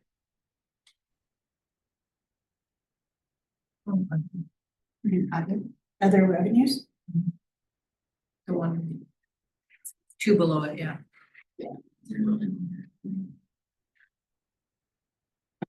I noticed that I had that in two different GLs, so I'll probably just put it back so it's Okay. consistent. So next time we look at it, it's gonna be, I'll fix it. okay, okay.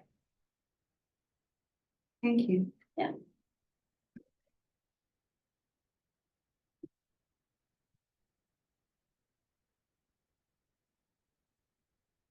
I think, if I may, and this might be a good time to bring this up. And I know we talked about it and there's, I don't think there's any alignment in the council, but same page, so page 101. The grants to individual of organizations, we had budgeted 11,000, we had budgeted 20,000.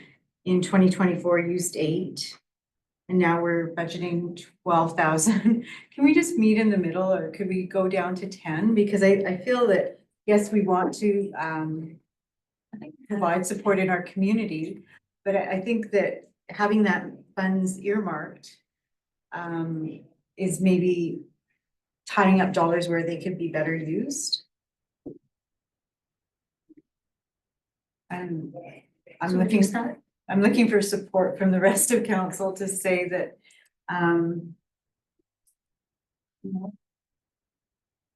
You go ahead. Did you see this? Yeah. Okay, so what did you think? I thought we had discussed leaving it at, like, I think I'm okay with 10. If we Yeah. wanna cut, that's where we wanna do some cutting. I'm okay with that. I just wanted to make sure.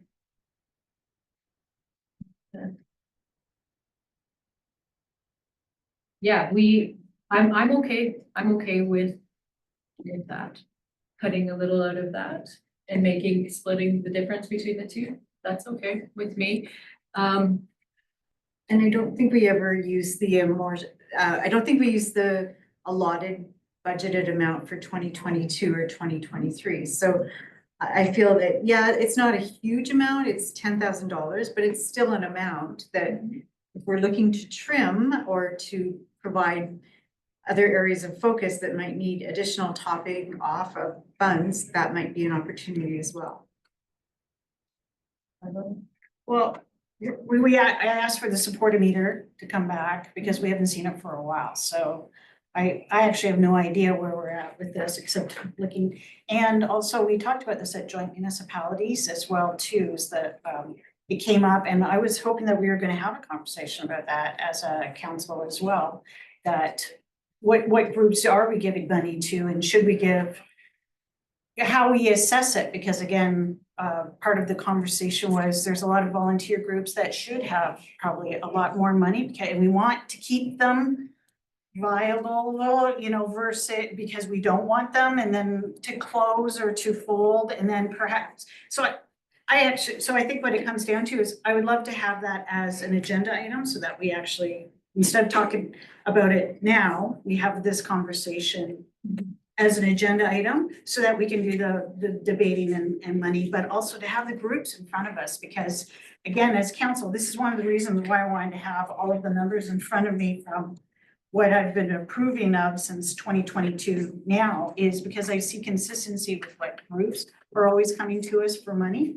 So making sure that we have money for them, and then what kind of flex cash do we want to keep in that account for those one-offs? I did ask Carly and I had a conversation recently and I asked her to create a spreadsheet of the previous year's donations so that when every time you get a donation, you can see last year, this is what we donated, because then you don't get that inconsistency of this group's 200, this one's 300. Well, why? You can look at it all in front of you. And then that'll be on every donation request, so you can see where have our donations gone, not only what we donated to that group, but what about the other groups that are similar, so that there's consistency. So. Okay, and so with all due respect, you're the It's okay, you can say, you No. can disagree with me. I probably am going to, and, I run the risk of not having any friends in the room, but you're the one. You're the one that started this discussion and saying that you might want to give more to the Heritage Board. Well, where do you think the money's coming from? We have a budget, we can't get more money. We have to make the money that we have in front of us work by shifting it around. So my suggestion, and I'm gonna support it, and I'm looking for the support of the rest of the room, is to say this is not where we should have this amount of money in this GL. No? Not in it. So this is what when Evelyn said, or what did you think of this? I was looking quickly because remember we had to talk about the Heritage Board. And so I was like, had this talk, and so I was looking to make sure the amount was correct for the Heritage Board, but There's 5,000 that we agreed to donate to them, but not their new rooms. okay, Yeah. that was what I was looking for. However, that doesn't need to come out of that pot of money. So Evelyn, I do agree with you, and Marianne, I do agree with you. I think we should lower this amount.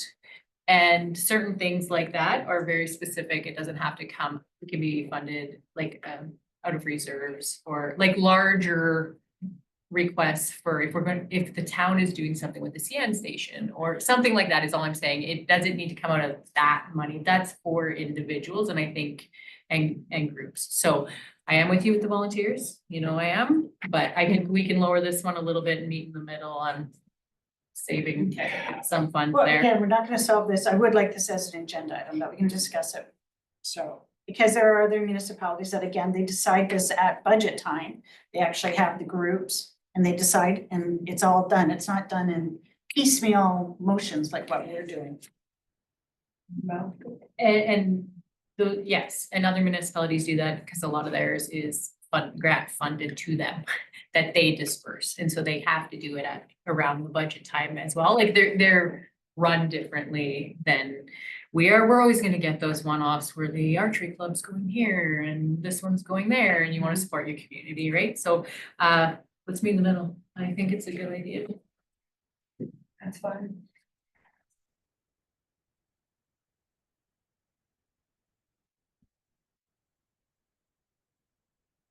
Did you want a motion or?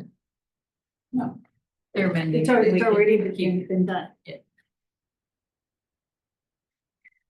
So if I can ask another question on this same category for admin expenses, just for clarification, in the GL that ends 263, the maintenance agreements, we did have a bit of an increase, so we're higher than budget for 2024. And so now we're looking to increase it even more to 70,000. Can you speak on behalf of that? I can speak on behalf of that. Just gotta get to it. So GL 212, 263, and 212, 250 kind of tie it together. Sometimes things are put in each GL. So we're trying to be consistent and have specifically, so in the 263 GL, Liberty, our security, Nordic, or Rico, Diligent, and the website under the maintenance agreements. So I just kind of move things around to make sense and to have a better, clear budget of what goes in which GL.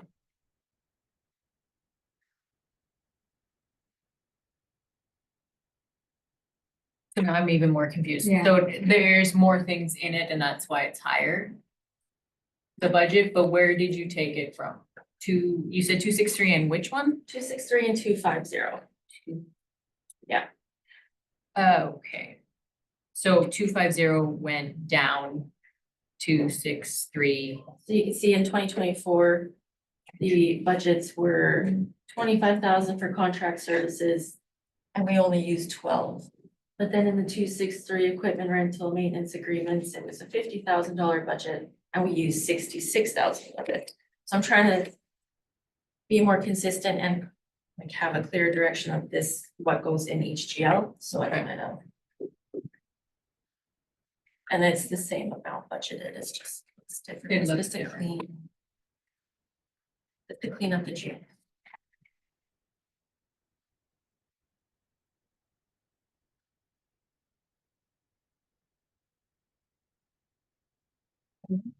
So, line 290 with election costs under legislative expenses, I had that highlighted. Is that coming back to us? Because I remember asking for the numbers because food was included in the budget in 2017, or sorry, 2021, but wasn't in 2017. Is that, I thought that that was a motion that was going to come back to us. The election budget. I know we discussed it, in that GL.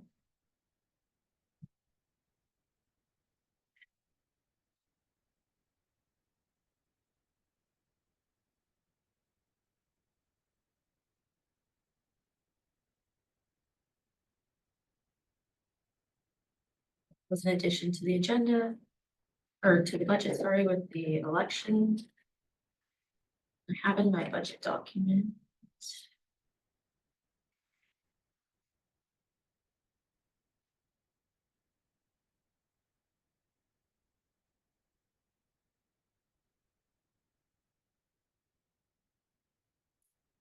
Seven on page 84. Total increase of 3,000 was added to the council honorariums. Election costs are factored into the budget, in the amount of 26,000, which also includes new elected officials onboarding, so the training, supplies like computer, IT support, licenses, nameplates, business cards, town cards. Okay, so we haven't seen that budget. You wanted a breakdown of, I did ask for that. I know for a meeting and I remember the printout that I had of it and I asked because Sorry, I assumed you asked how much it costs to run the election with the food and the training for the election, not for the new elected officials. that's what I'm talking about. And so that budget item is $23,000 for the election costs. So I'm looking at the wrong one. Election costs are 26,000, 6,000 of it roughly would be. The election is what we're thinking, according to. We saw this at the last meeting. We asked for it to come back. It's not through the motion that a breakdown. I can bring a breakdown. And you might have been on, No, I remember discussing that. I can run bring, holidays, sorry. I think there was a discussion, I don't If it's coming back, There's that's a fine. motion, yeah. it was an RFD that I had. last election. I think it seems high, that number, but I don't know all what it includes. All rentals, honorariums for volunteers, meals if they're there for 8 hours, More, which was like pizza. majority of that cost is 5 brand new computers. Yeah, the 26,000, Yeah. so I meant the 6,000, Balance. ballots, that we have to purchase. Advanced. Yeah, the advanced poll as well. Yeah, 20,000 is computers.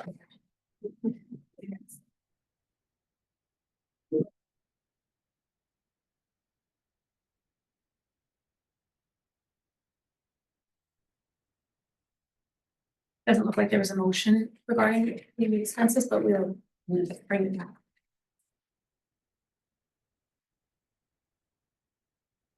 Thank you. I would appreciate that. I can send you an email and ask, have an official request that too.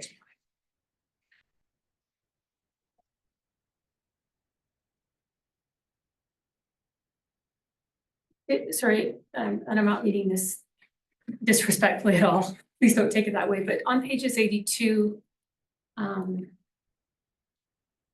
85, there's 22 items where it does break down. the variances in the budget, so that's where we tried to highlight why certain numbers were out. Or different, I just wanna make sure that you should see that part of the budget document. It gives some good background as to, where we're at with, where we maybe say had savings, such as the benefits. And where we saw increases in one.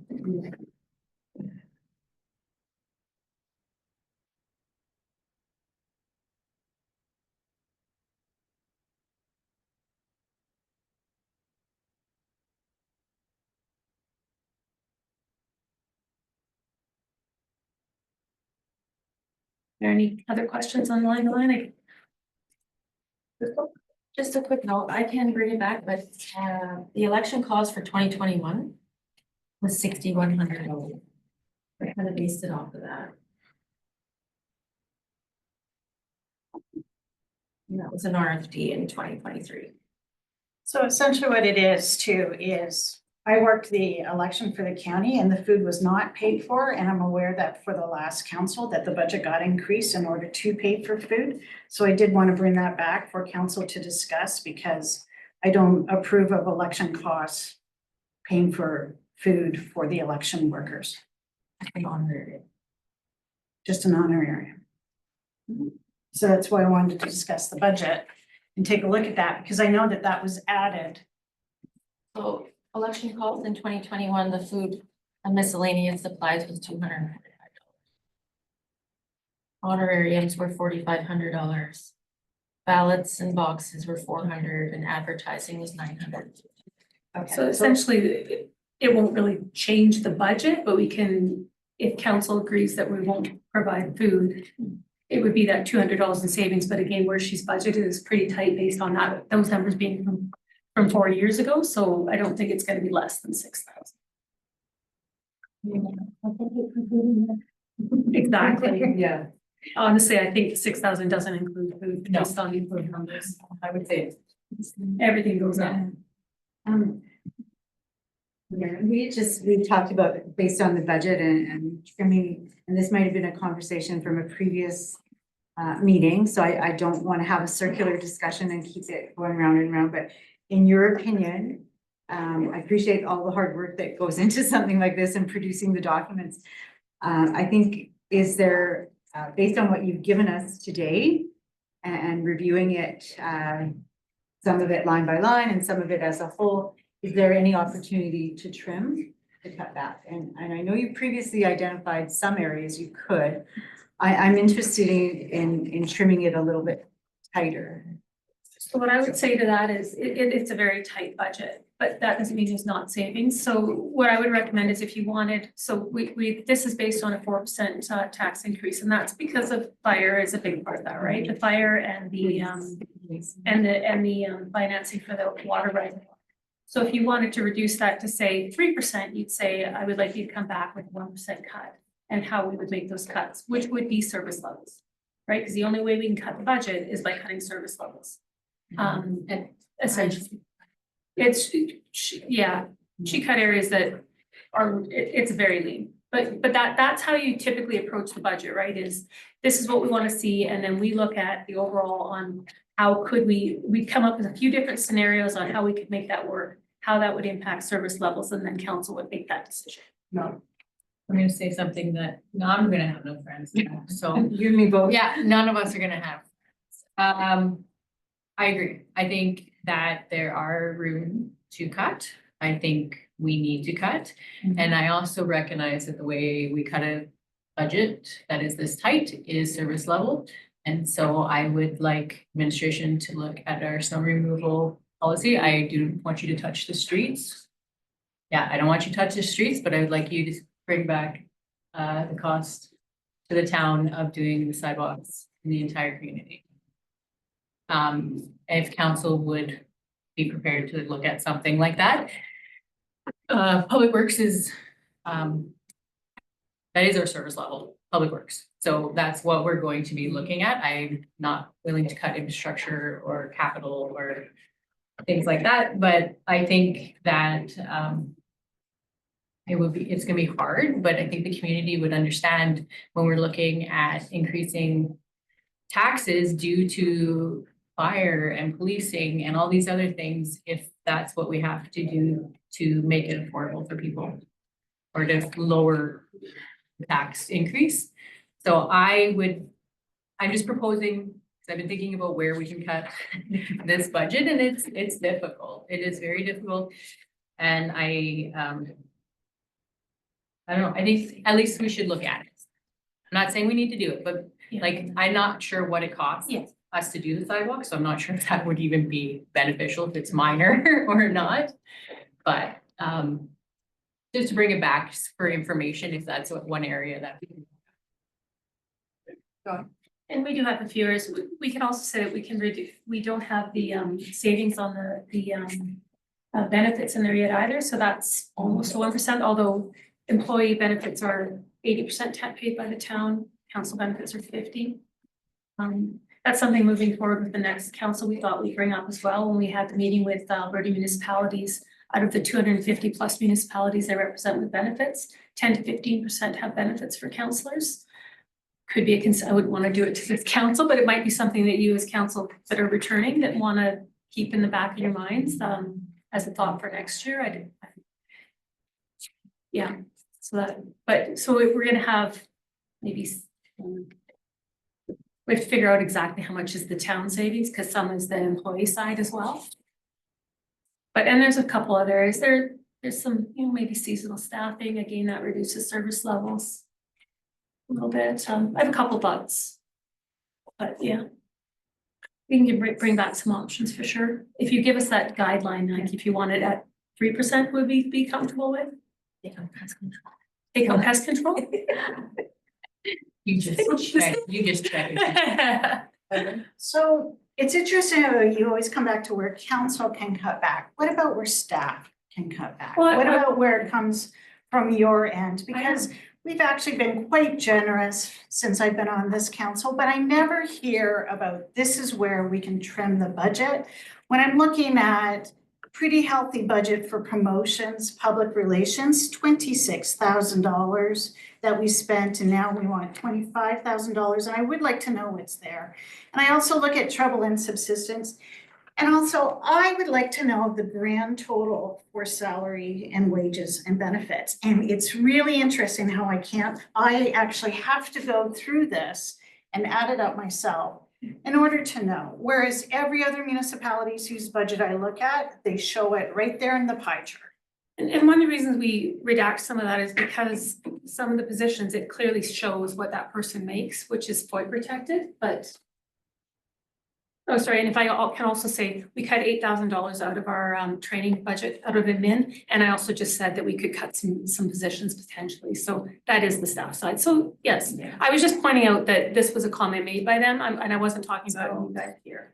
Sorry, it wasn't meant disrespectfully at all. Crystal? So that's why I created the budget by object. And it has like the last three numbers of the GL. That's what's included on page 6 of my budget document. And it has salaries and wages total under the budget. It's the fourth line down. So on page 6 of this orange thing, or On my which? budget document, yeah.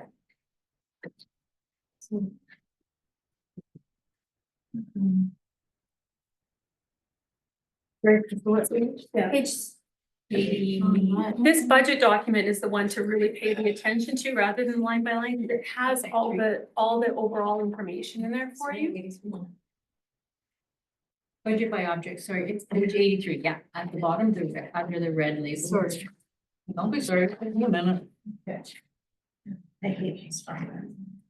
85. Yeah, sorry. It's number 4, 800, yep. Plus.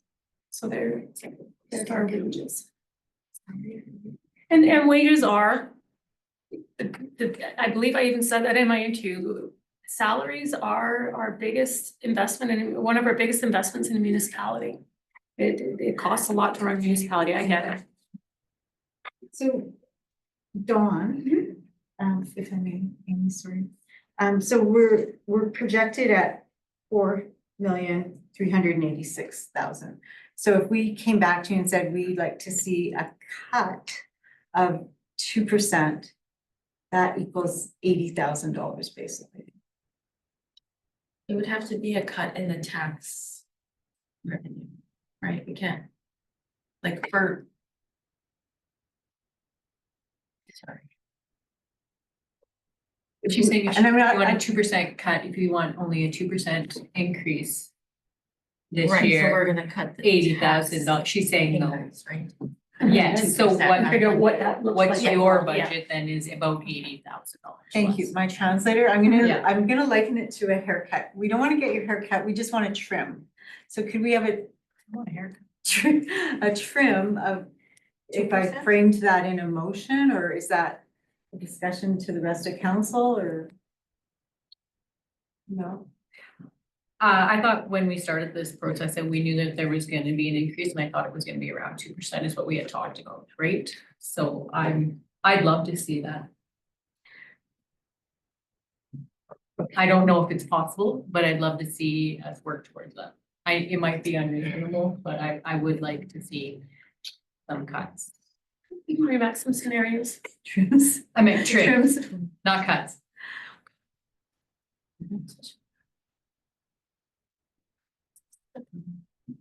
Like is public works, sidewalks, and I'm gonna fight you on that one, because I think that we can find it in other areas, but what else are you looking at? Oh, no, I'm leaving that to admin. I'm just saying, Have you looked at this yourself to Of course see I what? have. Yeah. but I can say what I think, but if it's not possible, I'd like admin to come back to us to say, you know what, that we need to trim. We've all said a few ideas of where we think it could be. I'd like to see what those numbers look like and what we can get them to reasonably, whether we need to change service levels or not. That's obviously, it's not my favorite thing to do. So yeah, I'd like to see, we've talked about staffing, you know, and grants to individuals, like where can we make as a whole, make this trim? But yes, I have some ideas. I would like to hear them. I just, they're, okay, I'll give you my ideas. When I say public works, that is our service level. So I do think there's room to cut in public works, whether it is, we've done a lot of training this year. So I'm sure that's reflected in the budget carried on for next year. I don't think we need as much training, right? This year we had to do water and gas. We had nobody trained. Cross training is important, but I think once they're done, they're done. I don't think our budget needs to be the same this year for training as it was for last year. I would like to see the service level. I would like to also see, this is operational, so I'm not sure whether there's room for, and that's why you have to, like, I have to watch where, when we say they should cut, they should tell us where they want to cut, because I don't want to step on toes with operational. I don't know what your overtime is. Maybe there's a way to cut in overtime. Those are the, Question. right, those are ideas that I have and ideas that I'm sure if we tell them to find some cuts that they'll find in those areas. But yes, those are my ideas of where I think it should be, but I don't want to step on operational toes, whether it's snow removal. I think we somehow decided to do actual snow removal where we never did snow removal before. We had windrows in this town since I've lived here. Now all of a sudden we don't have windrows. We're removing all the snow. That's expensive. Not sure why we do that. It's not a ton of snow this year. So yeah, those are ideas that I have in public works itself, but again, operational. So I don't want to, I don't want to cross the line, but yes, these are the ideas that I think about. So respectfully, since we're using that word. I always take it respectfully, just so you know. You can disagree, it's fine. You've been doing operational about public works since I've been sitting on this council. So I find that funny that when you're oh, it's operational, I'm going, well, you've been the queen of public works since I've. But when I Sitting say, here for the last 3 years, but operational, yeah. so operational, you're right. John, why did you remove the snow? That's me asking John a question, but me telling John what to do with his employees and how to do his job isn't my role. But, so my role as a counselor with budget is to say, I don't like your budget, it's too high, find some cuts. Here are ideas I have, but really, those are my ideas. You might come back and say you have no idea what you're talking about because you don't walk in my shoes every day. So that's why we don't get too involved in that area. So I, Give yeah, and take. give It's and give take. I want you to find some cuts, but I'd like you to come back to us and say, okay, we've found some areas that we can trim, but this is what's gonna happen if we do that. And as we go through the budget with all the other items, which was kind of that, you know, egg or chicken first, all those other items aren't in here. Right, So anything else we add that are there for consideration, as we add them and you want a 2% budget cut, we'll have to cut that much more. So just keeping that in mind as we move through all those additions later on. which I have to say, I do, like, I am happy that Evelyn did bring it up, Mhm. because you know what, it does keep it in everybody's mind now that we've looked at the budget and talked about the budget and everybody's kind of said where they'd like to be closer to. Then yeah, when you do talk about those other things, you'll keep it in mind, right, where it's gonna fit in the budget. So I do like that we moved. So respectfully, Evelyn, good job. I like the butter. Thank you very much. But anyways, Okay. so I think we're, to move forward, we are gonna bring this back with, You guys can. but I call think it your we, I cut. think we should give them a projected reasonable, Well, between, I would say 1 and 2, like more towards 2, but. Some options. Well, we'll bring a few scenarios and I'd like to make tweaks and how that impacts and. One thing I want to bring up is that I was listening to the county meeting today and they were passing a new bylaw where they're going to increase gas rates. And one of the interesting things that came up is apparently county residents are paying more than town residents when it comes to gas. The county and the county councilors are hearing those complaints that town gets it cheaper than the residents. But anyway, that's something to keep in mind, that perhaps you should, if you could take a look at that motion that was passed today. That Dan did not get everything that he wanted from that. The council did. It was an interesting conversation to listen to, but as soon as I heard that, I was. So if you could take a look at gas and And see so make what, more rather than cut more. Even better. Yeah. Carbon tax. Let's get rid of the carbon tax and then we don't have to do anything. We still pay for that. as a resident. we do personally, Yeah, yeah. will be no different than on taxes. I have another question about Easier FC, filter. and it's about FCSS. And can you explain the FCSS to me a little bit more? Because I know that it's an 80, we get a grant that covers 80%, and then the town is supposed to contribute 20%. So this is on page 117. Because I see that there's an MSI operating FCSS for, It's part of the MSI. Yeah. so this is we're funding our portion from a grant? We over contribute as well, which has been in place. I don't think it's ever been a firm 80-20, or for a long time. I'm not for sure for how long.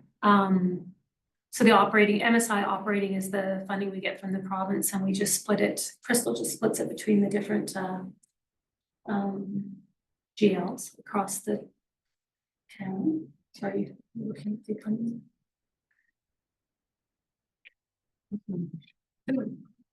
And then, yes, we get the province from the grant as well, or sorry, grant from the province as well. Marianne? So can you take, okay, so the town's portion, the 20%, can you contribute the town's portion using a government grant? See, it seems odd, like that's, you're already getting a government grant to run the program. Grants can offset each other as long as it's permissible within that grant, right? So, But the town's funding is paid by the MSI grant. And to speak to what Evelyn has said, historically, that top up was a motion of council.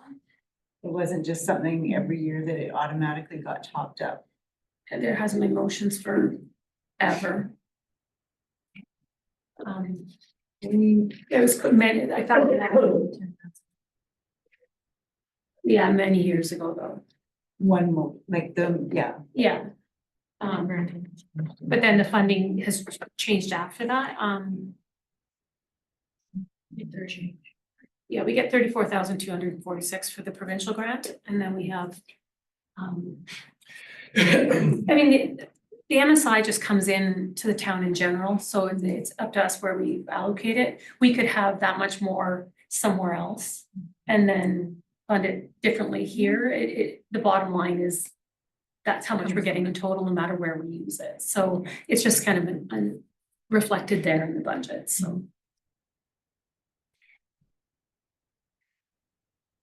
Any more questions, or can we proceed with having? Now, I'll mention I'm surprised it hasn't come up yet, but in FRN, there's some big variances. There was grant funding not spent the previous year that was carried forward and had to be spent. So that went to like the office, setting up the office over in the provincial building, paying the annual rent for that, things like that, and some extra on some extra programming based on some grants. And so the numbers are out there, but it was based on that grant not spent the previous year, and it was carried forward and had to be spent. Pardon? Oh. I have one more question. That's about land. Land sale. So that's on page 120. Okay. So land sales. So this isn't money that's being used for the operating budget.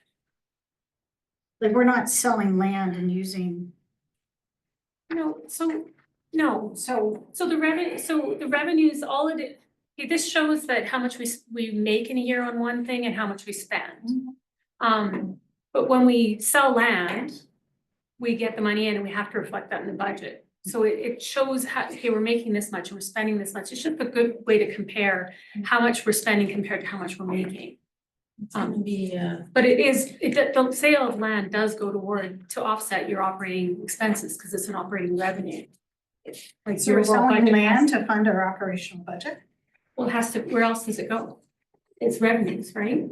Is this not supposed to be going into like land reserves, and that's what we're that we're using? Because if we're selling land, that means we're gonna have, if our operational budget is dependent upon selling land, then we're gonna have to start selling all of our buildings.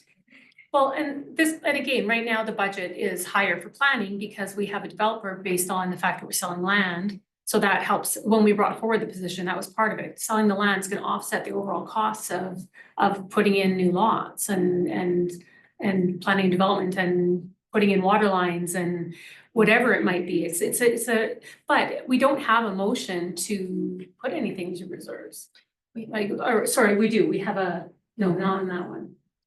We have to wait till the year end is done because this amount is going to be taken out anyway. Well, what do you mean So this amount is gonna be The taken out? revenue amount. Revenue won't stay there for land sales. It's gonna offset the assets. So that's gonna change. That's a year end adjustment, but But in the budget, it reflects in your budget as an income, right? Yeah, but Because you're you're just, getting it in. To offset the overall numbers and everything you make in the town, like, again, if you're not showing that as a revenue in there. Like, I think we're talking about two different things. Well, I agree with maybe. Evelyn, because it looks, the way it looks like is like, oh my gosh, we have to sell $120,000 in land just to be able to operate next year. But what Crystal's saying is, it's an asset, we sold the asset, so now we don't have that asset anymore. So it just is reflected here, but we can't base that on operational because no. land isn't gonna get Yeah, sold every okay, year. sorry, Yeah, no. you're right. that's the way it's. I understand. I'm sorry, I misunderstood. Yeah, and I did too. Yeah, sorry. But I think we're saying, yeah. Crystal, yeah, I think we're good. It cannot be based on operational. You're right. That won't work. Start selling off our assets.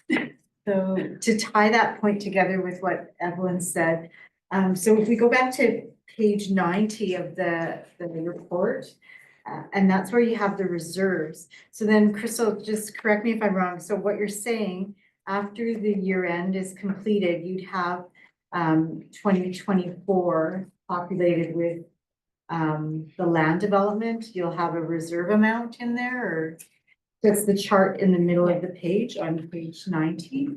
With the reserves? So on the far left side, the unrestricted, that's where our surplus. will Good be job on our going. road, John.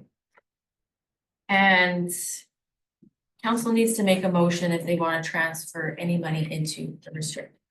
So I know one year we did make motions to put money in land and gas, I believe. But that would be, once year end is done, talking to the auditor. Yeah. Oh, yes. That's why it's not, so my question is, the reason it's not populated for 2024 into the land development reserve specifically is because we have to wait for the year end. Okay, And then you can allocate it to restricted. okay.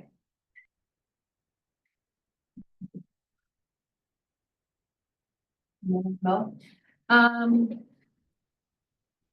is there any more questions? I was gonna go ahead and make the motion for administration to bring back to the next budget meeting, which we will have to set a date for, but next budget meeting, bring the operating budget back with some cuts, some options for trimming the budget.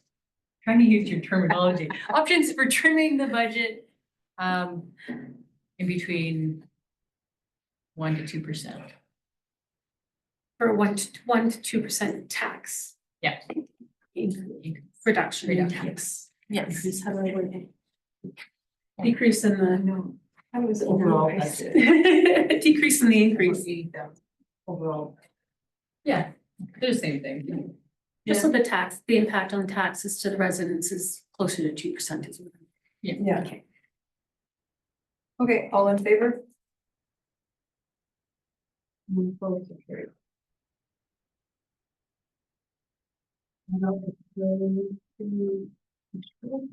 Year 2022-23 line by line budget versus actual reports. So. Amy, is there any requirement to accept the report on the? Is it, you said that Dawn, or sorry, not Dawn, Barb created this report? Yeah, she had the experience in the The program design. that we used in Yeah. design, so. Oh, I love it. It's It's very nice. Yeah, it's but no, because Nice. what you'll do is when you adopt the budget, that'll be that. Correct?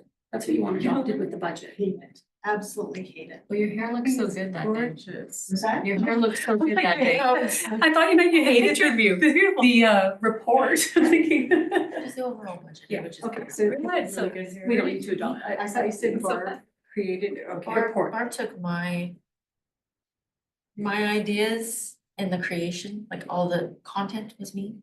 And then she created. She made it pretty. She made it pretty. Nice, okay, thank you. It's nice that we still have a positive relation. Yeah, she really enjoyed it. She said she was happy that. we had it.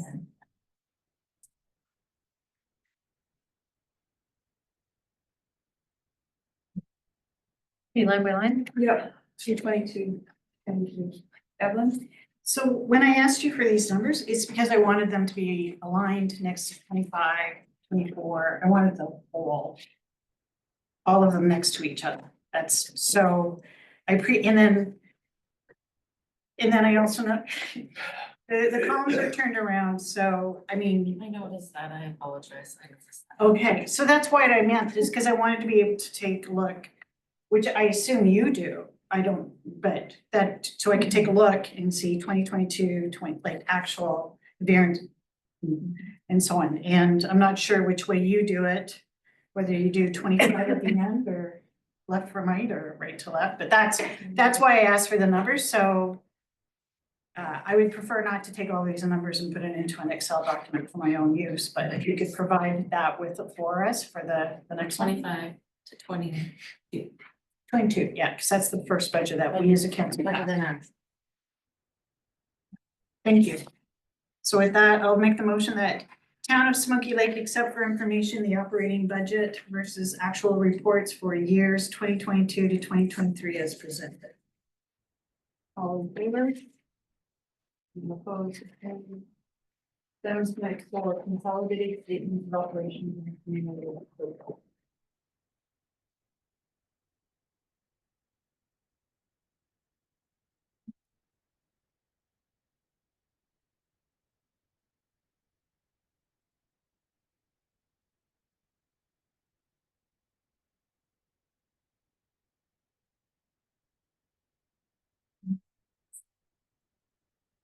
We just wanted to provide some clarity because there was some questions around the 2023 budget. But when you, even if you listen to Lauren, she talked about the surplus, because although the bottom line looks like there's a deficit, when you take out the thing, the like amortizations, right? So it depends on how you look at the budget. So Crystal just wanted to make sure she felt that you weren't quite comfortable or right, happy with the year end, but what she wanted to present it in a more clear fashion for you to provide some clarity.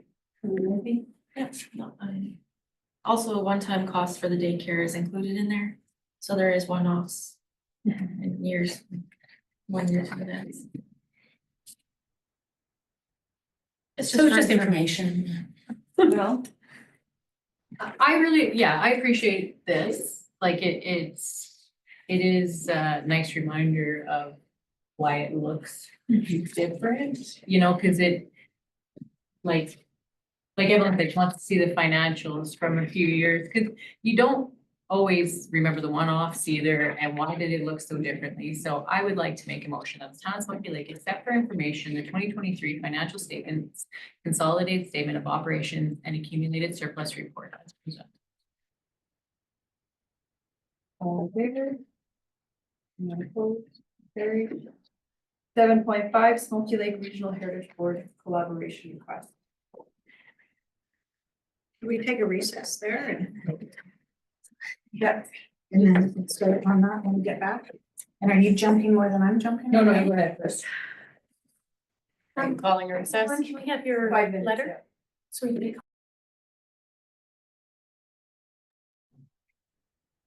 All right, we'll call the meeting back to order. Oh. Yeah, you're good. Yeah. Okay, at 5:54. And we move to the Smoky Lake Heritage, Regional Heritage Board. Evan? I'm not even sure what motion to make at this point to put it, but I know that I don't like recommendation number 3, consider having a tourism booth to be installed. I just don't. It's that recommendation. And so if there's any one recommendation that I would be interested in talking or discussing, if the rest of you feel that same way, and that is recommendation number 1.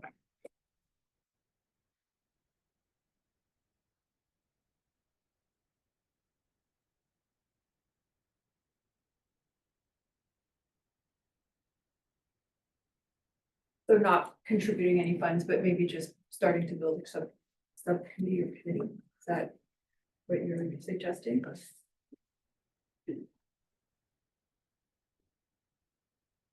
Well, yeah, I'm interested in discussing recommendation number 1, not a fan of recommendation number 2 or 3 at this time. Marianne? So I'm probably not gonna support that recommendation Okay. because, for that motion, I think. There is no motion. No. I'm looking at, I'm looking at, when I say recommendation number 1, I'm looking at background. That's what I meant. Okay, Yeah, sorry, not, okay. So I think just to recap, at the joint municipality, the presentation was a very fundamentally an excellent presentation. I think where we're going with this is the county has over contributed a certain dollar value. And I think at this point, I would like to have a wider discussion at this council as to see if we can over contribute from what we originally have slotted in the budget to increase the capacity of this committee.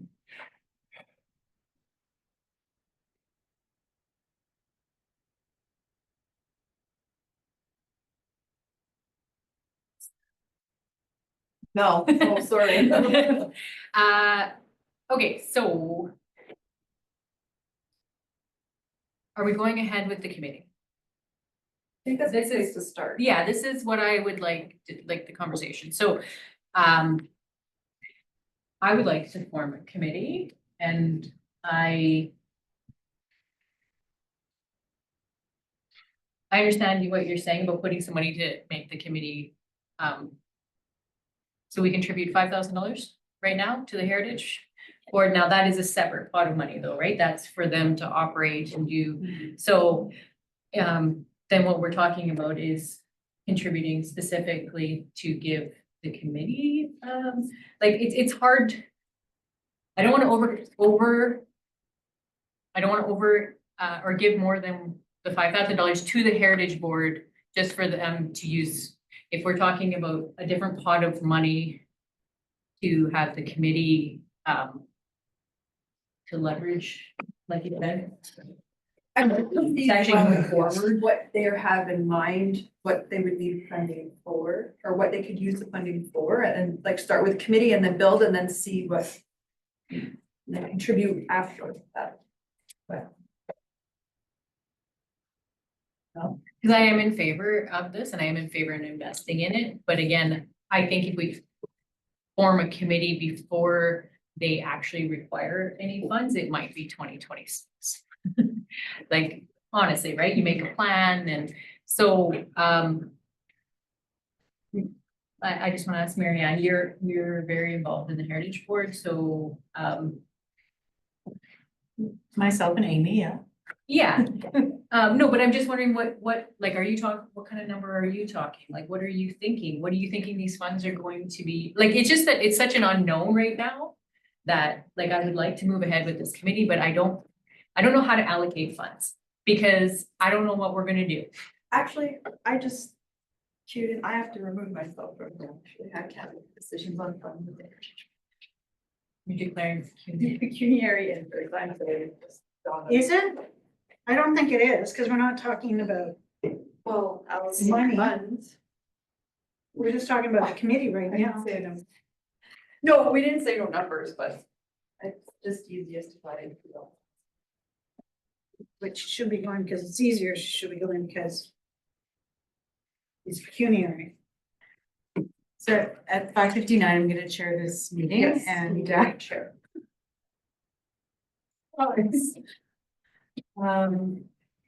so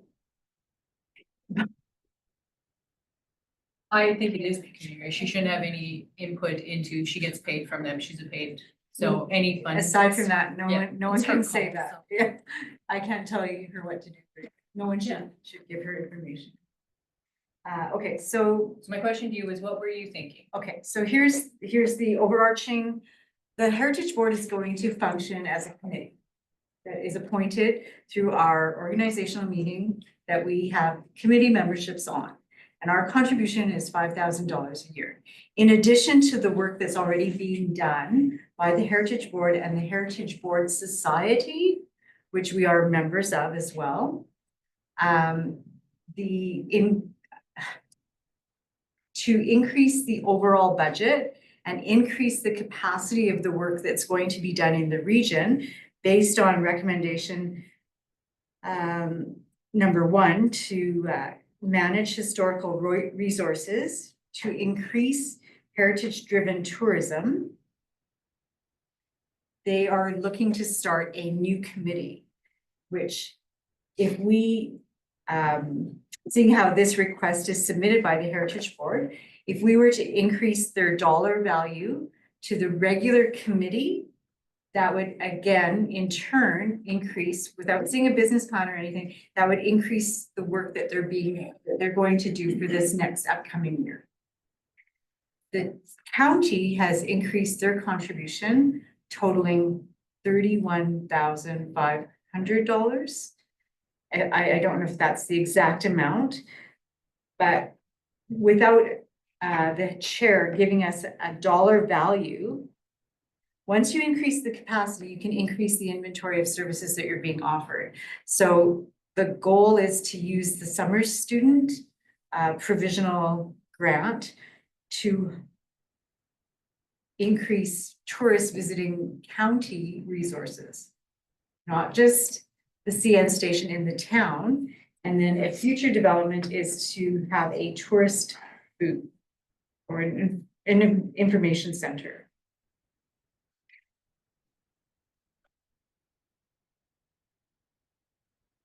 Go ahead. Thanks, that doesn't help explain it, except for that all the things that you said were about stuff in the county. So what does the town's investment look like and what are we getting out of it, I guess? I know, and Noreen she never gives us a number. She just like throws it out there, right? And I know she does great with their funding and I'm not concerned about anything like that. But I'm just wondering what the plan is going forward for the town of Smoky Lake and taking ratepayers' money to, I just need to know. It's a question I have to ask. So she did include the presentation. Yeah. Right, so you've had a chance, this is Yeah. the same presentation that was at the joint municipalities. And I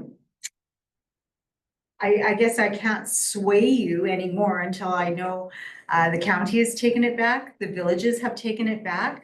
We are at I would say a standstill. The work will still be done by the Heritage Board, whether we increase or not, or form a new committee, because it'll be the existing committee members. The talk was to collaborate to increase. So currently we have the CN station 2 months a year, opened 7 days a week. Is it the vision of the town to grow our messaging in tourism? So it could be where Noreen says people are visiting, it could be a bus tour, people are visiting, they have a scheduled appointment, they want to have access to some of the churches, she could coordinate that. Oh wait, they want to have access to the house in the middle of the road or Highland Hall or the Chahor Church, and she would build those tours. There's a driving tour coming up, she would build those tours out in Vilna area, Ruthenia School. So all of this comes at a cost, not only of time, not only money, but someone has to spearhead this. So I know our admin couldn't put this together and we would overburden them with running a tourist information booth and providing that training. So the vision was to have a managing partner, so to speak, and to run programs or tours to build our tourism narrative. What's the number we're looking at? Trim, cut. I can't give you a number here.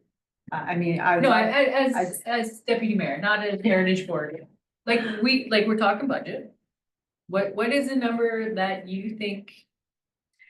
You know, I personally, all for tourism, I think it's good, we have a lot of heritage, that's great, but again, you're like, you don't have to sway me, I'm pro, it's just, I just wanna make sure that the town is getting their bang for their buck, because all those things you just mentioned, by the way, were in their county. Yeah. Just so you know, except for CSH. But they do, when someone's coming here and they see the pumpkins and they see the CN station, and maybe they see the Smoky Lake Museum that doesn't have access, Yeah, or there's a key building. So again, so when you're here, the hope is that you're gonna have the economic drivers, you're gonna spend money at some of the restaurants, you're gonna stay the afternoon, you're gonna build a tour around that. I'm not gonna give you a number, I'm gonna say, I'm gonna give you one.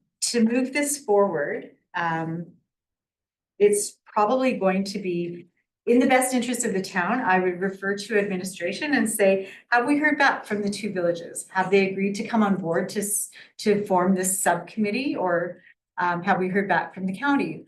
If we're not gonna do anything, it's dead in the water. So we're not having this conversation. We'll just tell the Heritage Board to continue as is. And it goes back, and I just to repeat myself, we've had this discussion where when we did the walkthrough at the CN station, Noreen did point out some key things within the scope of work that we could improve upon to make that more of a attraction. So go ahead. So just one more question. So the county increased theirs. What was their previous contribution? I can't remember. 11-ish. Okay. So, It's substantial. I can get you those numbers. I wasn't prepared. I came to a budget meeting not prepared, sorry. Also to jump in from over here, Yeah. Noreen was presenting today at the county as well too. I didn't see it or hear about it, but they were, I don't know what the motion, I can find out, but.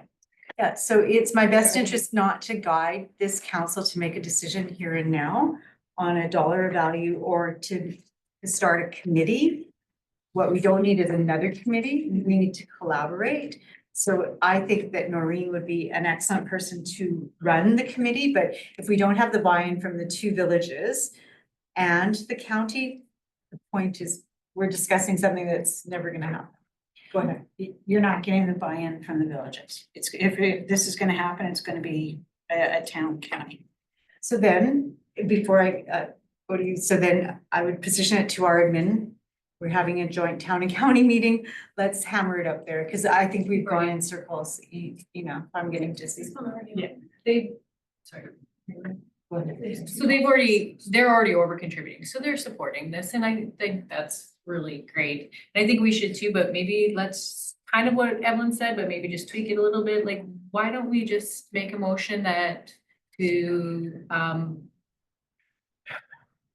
support the start of a committee based on whatever and in future budget to be determined, like, I think I'm in favor of investing in this. I just don't know at what cost, because I don't know what's going on, but I think we should make a motion that we support the start of. So, okay, I like where you're going with this, and in lieu of time, I don't wanna lead you astray and sway you. So it doesn't always mean that we're gonna support something with monetary value, because we, the town, apply for the summer student grants, which the deadline was in November. The county has not applied for a summer student, so we would have the labor in kind to facilitate that. So maybe we're not offering monetary value, but we can contribute with piloting a summer student, perhaps maybe weekends, or it could be regulated. I don't know what it looks like now. And I see Dawn's anxious to tell me that I stopped talking. No, I just But- wanted to add. It could look like something like that, where we're sharing our resources, but yet we're moving things forward. Go ahead. I do believe the county approved this student, but to be out of the money they're already contributing. So it'll be up to the Heritage Board if they want to use those funds towards that. I caught part of that presentation, but what I wanted to say, that's not why I piped in. I didn't catch the rest of it, unfortunately, but what I wanted to say was, we underutilize our seasonals at the CN station, which is why last year we had one of them, instead of two of them not doing a lot at the CN station, I'd have one come over here and do some work. I think they could definitely be better utilized to better support these initiatives. So I think that's one thing in kind that we could do better on for sure. That's what I wanted to say. Yeah. So it may not look like money. I think we're all in agreement. It may not look like money at the end of the day. It may look like resources and labor in So how kind. do we make that? I just wanted to also comment, the other, one thing I did try to do with this, the seasonals was, I talked to the museum to see if they'd allow us to maybe bring to council to say, do we want to support having one go over there? And they didn't want Oh, yeah, we heard. students in there, so. Yes. So just, we did try thinking outside the box, but that part didn't work. And I think, and thank you for that, Dawn. The way I see it is based on our intake of based on our intake of donations from the previous year and artifacts, there has to be some sort of curation program, because they're just sitting. So there is work to be done. And I don't think we need to wait for the county or the Heritage Board to do it. This part, what we see on our agenda today, I would defer it to the town and county meeting and say, build me a plan. I just don't think we're here now to make a decision on, we don't have enough information to form a decision or a motion. And I don't want to go in circles, but until we know what the villages are doing, we don't know what we're up against. Go ahead. I really like the idea of actually deferring it to the town county meeting, in the sense that they can explain to us why they chose to put this much money, and maybe we could collaborate that way, because we do have the summer students. And I listened in on the Vilna meeting, and they are definitely not going to, and I don't think Wasetna is as well, and I think I know their comments about the Heritage Committee and what they do for us, like, yeah, it's pretty, like, Well, yeah, That's unfortunate. yeah. No, So go this ahead. is why, but I like this idea, because I do think that we need to, I'm supportive of it, which is, but I would like, instead of, to talk to the county, it's one of these things that if we're gonna do it collaboratively with them, but I'd like to speak to them about it at the meeting. Would you guys be in favor of having a motion then that make a motion that the town of Smoky Lake supports the idea of forming a committee and would like this conversation to be added to the town county joint meeting for discussion on collaboration. Is that okay? Yeah. Okay with me? It's okay. And it didn't cost us anything right now. So any more discussion on the motion? Calling the question, all in favor? Motion is carried. Someone want to text Amy? It's Crystal's grabbing her. I'm assuming she walked out. I don't think. Yeah. Oh, okay.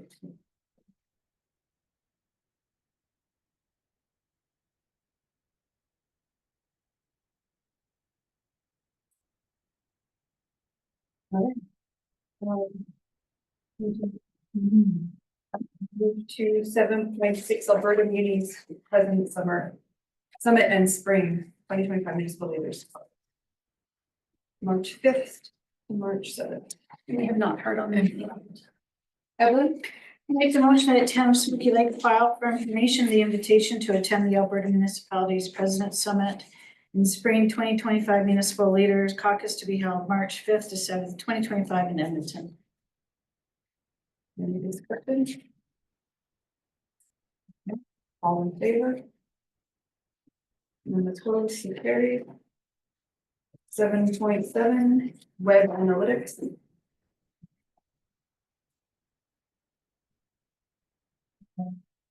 Marianne?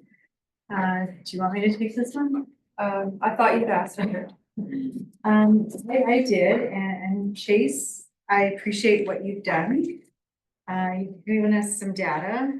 Unfortunately, on page 52, you indicate the data is captured from the time period December 3rd to January 3rd, so basically 30 days.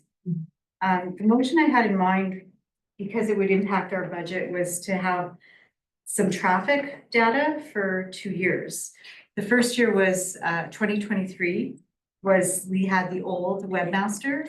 And just to give you the historical data, so we had a previous webmaster, and then a year ago, Dawn and the staff at the in the admin office launched a new website based on whoever could do what that was assigned by admin. So we've had that website for 1 year. We've changed the format. And I thought it would be important to capture that data to see if the traffic has increased, decreased, or content, or so that was my intention of framing the motion to have 2 years to compare it to then move on to the next agenda item. So Can he explain a little bit? There's some content Yeah. oh, but about the month. okay, it would have been helpful to see that in the RFD. Well, sorry, it's in, at the top of the page there. But let's speak. Chase, if you. Yeah, so sorry, I actually didn't know about the old website, so that does make sense, but no, unfortunately, the website purges itself once a month. So like it deletes all of like the traffic information. So I just went back as far as I could, which was the third. And we can't get the data from the old website. It's not there anymore. And I would say December to January would be an average month, no? Like, could we not average that out over? Unfortunately, it's what we have. Yeah, but. As Chase recommended is we print a report monthly to ensure that we maintain that data. And had we been doing that, then we would have that information, but I don't think it's possible right now. Moving forward. Yeah. So sorry, we weren't able to gather more data.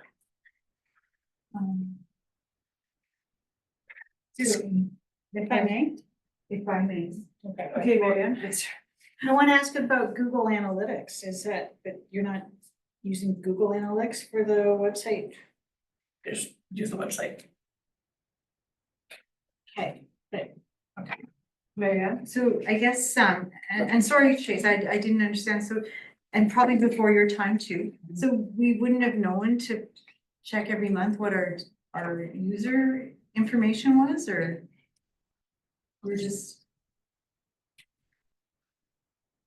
I'm sorry, no, we weren't monitoring that. We will look into Google Analytics. So Yes, yeah. that's why I'm confused, but I'm pretty sure. I thought that's what, Google, yeah, check out Google Analytics. that's what. Yeah. Okay, so. Tells you a lot. Because it was my motion, I just, I'm gonna table it to come back with more information. And, yeah, Or defer it or no? so including the budget to update the content? Well, that impacts the budget. I think so. So I'm gonna use motion number 40 because it's not really completed. I'd still like to see whatever data we can harvest over the last 2 years for the exact reasons I just captured, to make that decision moving forward. Because if we're happy, and this is not part of the motion, but if we're happy with what we've already achieved in 2024, I wouldn't be in favor of supporting more money going to this to enhance the website. No. So then I think we should make a motion. Accept this for information and to bring back this, because what, he can't get any more from the way he was looking, but if he's gonna try a different way, then great, and he can bring that back. So I think we should have a new motion. But what are you basing these on? Like, what are you going to make a decision? How, I don't The know. next, The the traffic, budget. the traffic counts. But how many traffic counts makes or breaks the decision of the next motion? I think we're fine if we've got an increase over 2023, then we show that we increased our end user that is visiting our site, and that we don't need to enhance it by throwing money at it. Whereas right now, if there isn't traffic. Then you want to do Because that. when you go to then the next one, that impacts the budget, right? Okay, so No? I wasn't trying to railroad you, so sorry, your motion, you wanted to just bring back to another meeting, like defer it? I didn't mean to railroad you on the motion there. It's gotta be, let's see, If that's okay with Chase. Sure, okay. what's he gonna say? Yeah. Is he gonna say no? Okay, so the motion is to defer to the next meeting. Did we not have to call the question? Defer? Yeah. Defer? Okay, all in favor of deferring the motion to the next meeting? All in favor, none opposed, carried. 7.8 website content update. I'd like to, Yeah, no? I'd like to defer that to the next budget meeting. Okay, all in favor? None opposed, carried. Public engagement for budget meeting? Probably should do the same. Evelyn? I'm gonna suggest that we defer it until the next. Yeah, that's what I was gonna say. Yes. All in favor? None opposed, so carried. 7.1 boat, Edmonton Boat and Sportsman Show. Evelyn? I'm gonna make the motion that Town of Smoky Lake accept for information the Edmonton Boat and Sportsman Show request from the Smoky Lake Pumpkin Growers Association dated January 20th, 2025, and administration. No. No, okay. I'm just gonna leave it there. Doc? If I can just add a little bit to this, we did meet with, Michelle, Kevin and I met with Michelle, and they weren't willing to, they said they couldn't put in any money towards it. When Kevin and I talked, one recommendation we had, and he was gonna mention to his council, was that, maybe we look at the various options. Like he said, they used to attend a home garden, for instance. So maybe we look at some various options of opportunities on how we could promote our region, and then, you know, bring that back to council to say, here's some other options, and then, because at this point, the county's not moving forward either, so we'd be paying. So To Dawn's comment, so you met with Michelle, and just to recap, you met with Michelle and Kevin, and you said they will not support it, they meaning Sure. the county. no, Michelle said pumpkin growers don't have the funds, but she did say she was there already with Lakeland. Oh, okay. So they've got a booth, Lakeland, and I think it was Municore, I believe. Not Municore. Lakeland GM. Mary Ann Jakey Oh, is there on West- behalf of West- DMO. that's what travel away. And then, yes, so there'll be some representation there, but not promoting, housing and stuff. So, but yeah, so that was our recommendation, was let's bring back some other ways that we can promote our area. For future. So your motion on the table. Can you just repeat that motion, please? Sure. I that Town of Smoky Lake accept for information the Edmonton Boat and Sportsman Show request from the Smoky Lake Pumpkin Growers Association dated January 20th, 2025, period. Just accept. Well, if I mean, I probably am not gonna support that motion, because last meeting I did speak on behalf of this in support of having our admin talk to them, and I think it's a wonderful opportunity.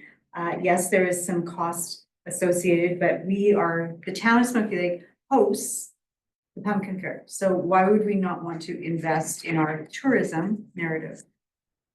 No. I am going to support the motion, and that is because the time frame, for one, having somebody from the pumpkin growers trained to, you're talking about something different. Pumpkin growers can go and support and show the pumpkin fair and advocate on behalf of that. But if we're talking about housing and tourism and other things for the community, they're not trained and we don't have the material to support that at this time. So I would support that motion, but I would be interested in looking at other ways to make a plan to actually promote our area and the region, and including the pumpkin fair in the future, for sure. But, and yes, Michelle is very knowledgeable and she can, but she's also going to a different booth. She's not gonna be at this booth the entire time. So who's gonna talk about housing? Who's gonna talk about? It's one booth, and they just share. No, she's going for Lakeland. One booth, they use everything the same. They share the booth.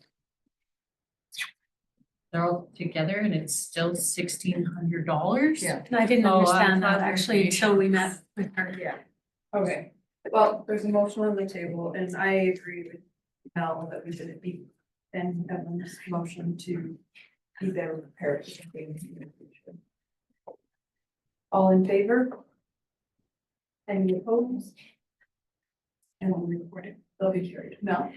I just would like to add, like Evelyn, we supported that motion. I supported that motion, but I would like to still add this to the joint town and county meeting, because if they're suggesting that maybe we can partnership in the future and make a plan on how we can promote our area. So I would like to make a motion, wow, we're gonna have a long meeting. I'd like to make a motion to have this topic brought up at the joint municipalities, not joint municipalities, sorry, joint town and county meeting. It is a joint municipality. And at the next one, yeah, that'd be great. All in favor? None opposed, carried. Okay. We will continue on to 8.1, council and the budget process. Evan? So I'll put, make the motion that Town of Smoky Lake accept for information the elected officials education program regarding a counselor's role in budgeting as information. Any discussion? I just put this in here because there was some questions about how we were doing the budget, so I just wanted some background. But also providing the line by line, because it's also very important that we as council are comfortable with this, but just why we presented it as we did.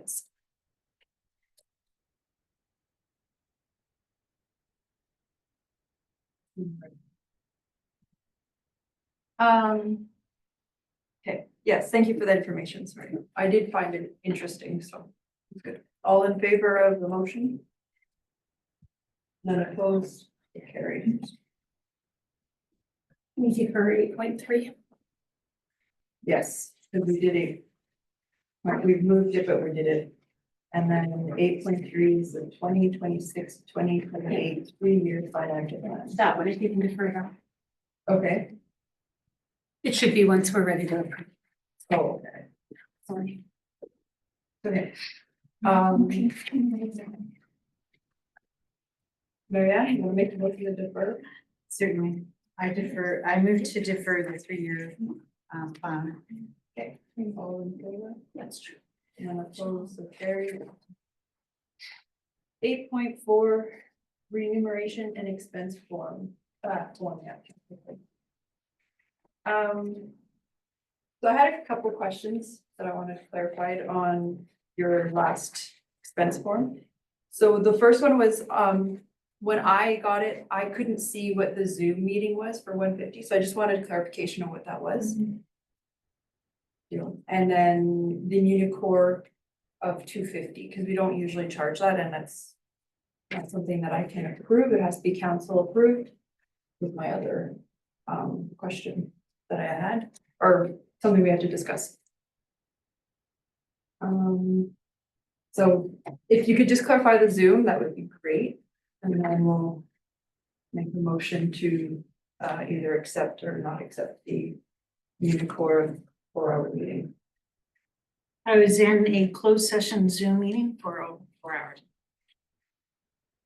But No, no, with these meeting court, so. Oh, with Unicorn? Yeah, but and it there was a Zoom meeting because our executive director is in Mexico right now, so she, for a couple months, so that's why I was not in St. Paul for this meeting. no, it was January 20th. Zoom, that's all I see. 150. So I'm not concerned about getting paid for that. It doesn't tell me what the meeting is for. And that's what I was wanting clarification for. Okay, well.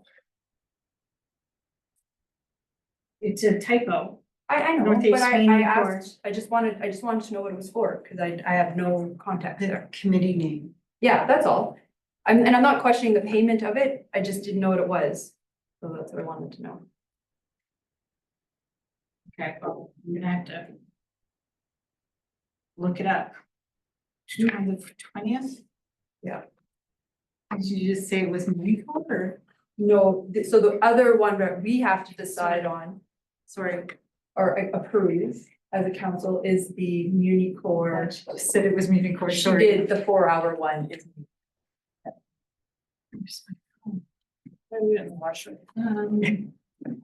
So just jump in, okay? No, it's in my pocket. I just have too many pockets.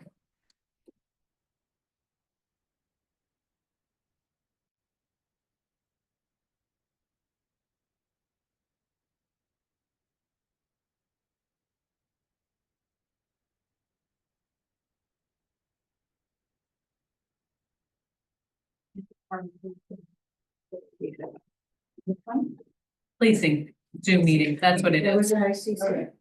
No, policing, the Wasn't- policing interview. Pardon Oh, me. was it the interview? Pardon me, it wasn't a meeting, it was the survey with the policing interview. It was a council approved event, Yeah, it was. but it's not a meeting, it was a Zoom, yeah, Okay. that's what it was. It was via Zoom. Yeah, it was. Yeah, we did it all. So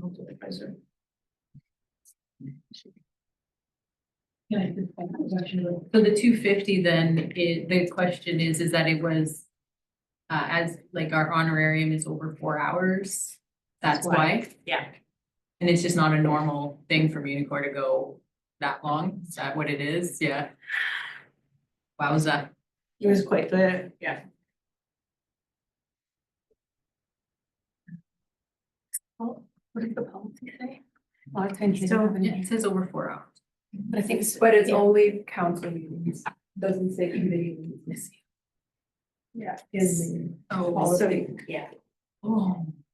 That's why I was. Marianne? Yeah, and I was going to recap, so even if we went to a conference and it was all day, it wouldn't matter, it's still your out of town rate, the 175. So if it's a committee meeting, I wouldn't support you getting paid the 250, that's applicable to council. So maybe if it was an error or an oversight on your part, I'm okay with that, but it should be rated at, unless you drove there and it was out of town, it should be either 150 or 175. Sorry. I don't have any friends anyway. Not after today's meeting, right? Today's budget meeting, no. Are you supposed to say, with all due respect? Yeah. Because that's, Tonight's isn't meeting. that what we do? And then With all due respect, you should get paid for the Zoom, which is the police thing, and for the Municore, unless you went out of town, but you said right there, it says Zoom, so I'm Yeah. assuming it should be, it's a clerical error on your part, it should be 150. All due respect. You're bookending it on either way. And we appreciate the time that you took to do that meeting, and sorry that it went over. I have committees that go over too, but thank you. Thank you for your service.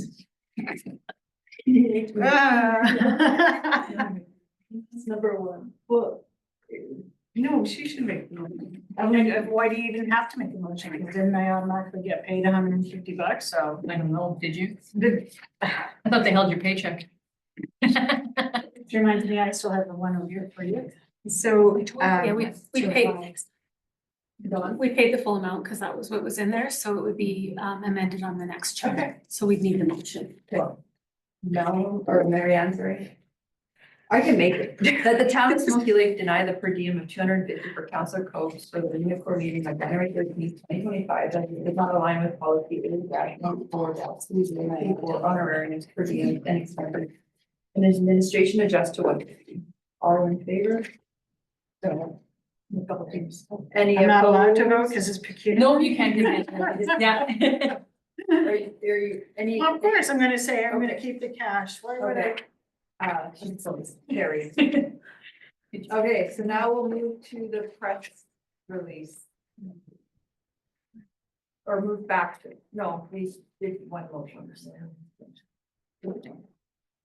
I read it at our break and. It hits a lot. It's well done. Or I enjoyed it. I'm not a critic of well done. Make the writing. motion then. Okay. I'll make the motion to accept Councillor Cole's press release for Councillor Michaelovich's resignation. Recent motions. You're making a motion to use the Yeah. draft To accept, yeah, of, with, yeah. All in, any discussion? Matt, everyone, do you have any edits on your press I release? do have edits. The ones Crossed that are out crossed has out? before supported, and yeah, you guys already see the edits. And just at the bottom, you guys put the Facebook, YouTube, and website links when you send out a press release. So that's why I said insert link. And then also right there, with municipal act, you can put the link on it too. Okay, all in favor? Just Thank hang you. on Oh, 1 second, sorry. 1 second, sorry. So I think she wants to make it. I'm going to, for discussion, with all due respect, I think that paragraph 1, 2, 3, yeah, we all sit on committees and I think you can just say his work is greatly appreciated on the municipal committees. I don't think that I want to single out the foundation or the fire or the water commission or Alberta Hub.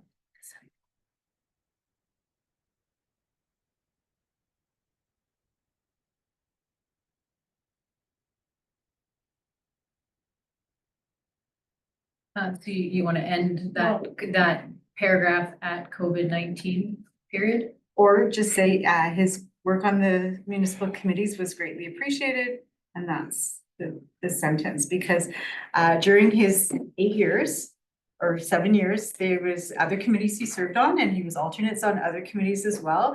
And you're kind of only showcasing the key ones, but you're missing some other ones that could have had his valuable contributions. So I want to be inclusive of everything and not target only for.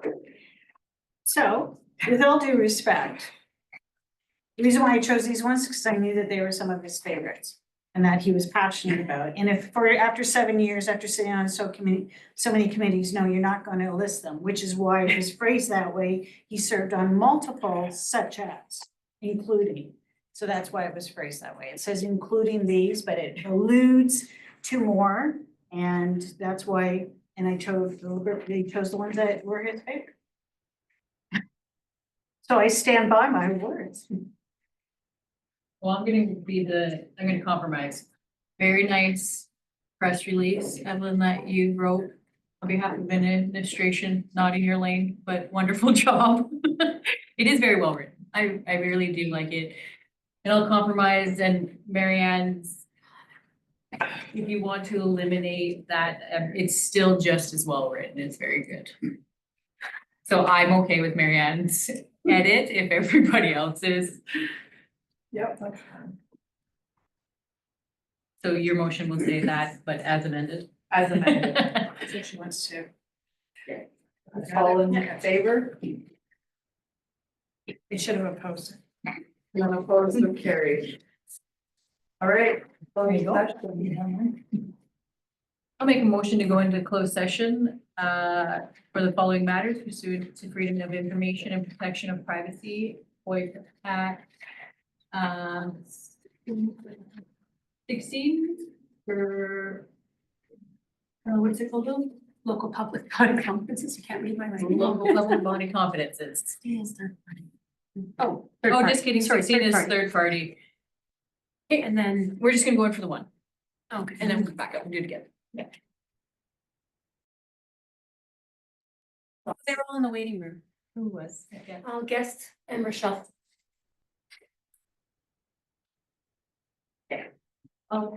Mel, I'll make a motion to come out of closed session. All in favor? None opposed, so carried. Marianne? I'd like to move that Mayor Chernushin submit the audit council inquiries document with council's feedback directly to JDP Wasserman Chartered Professional Accountant. All in favor? None opposed, so carried. Mel? I'll make a motion to go in closed session for FOIP section 27? 27 legal. All in If you're favor? still good doing that. Just quick. It's very. Can I get a motion to come out of closed? Mel? All in favor? None opposed, so carried. For information? I don't think we need a motion, do we? No, okay. Okay, then I'll go into closed for our last personnel. FOIP section, what is it? 17. 17 personnel. I did. All in favor? None opposed. All right, I'll get a motion to come out of closed session. Mel, all in favor? None opposed, carried. And I'll make the motion to accept the letter of resignation from our CAO as of April 1st, March 27th. March 27th, 2025. 6. 8. No. Okay, all in favor? None opposed, carried. Make sure adjourn it. Right now. 7:17. I meant to this way, I don't know. Oh, okay.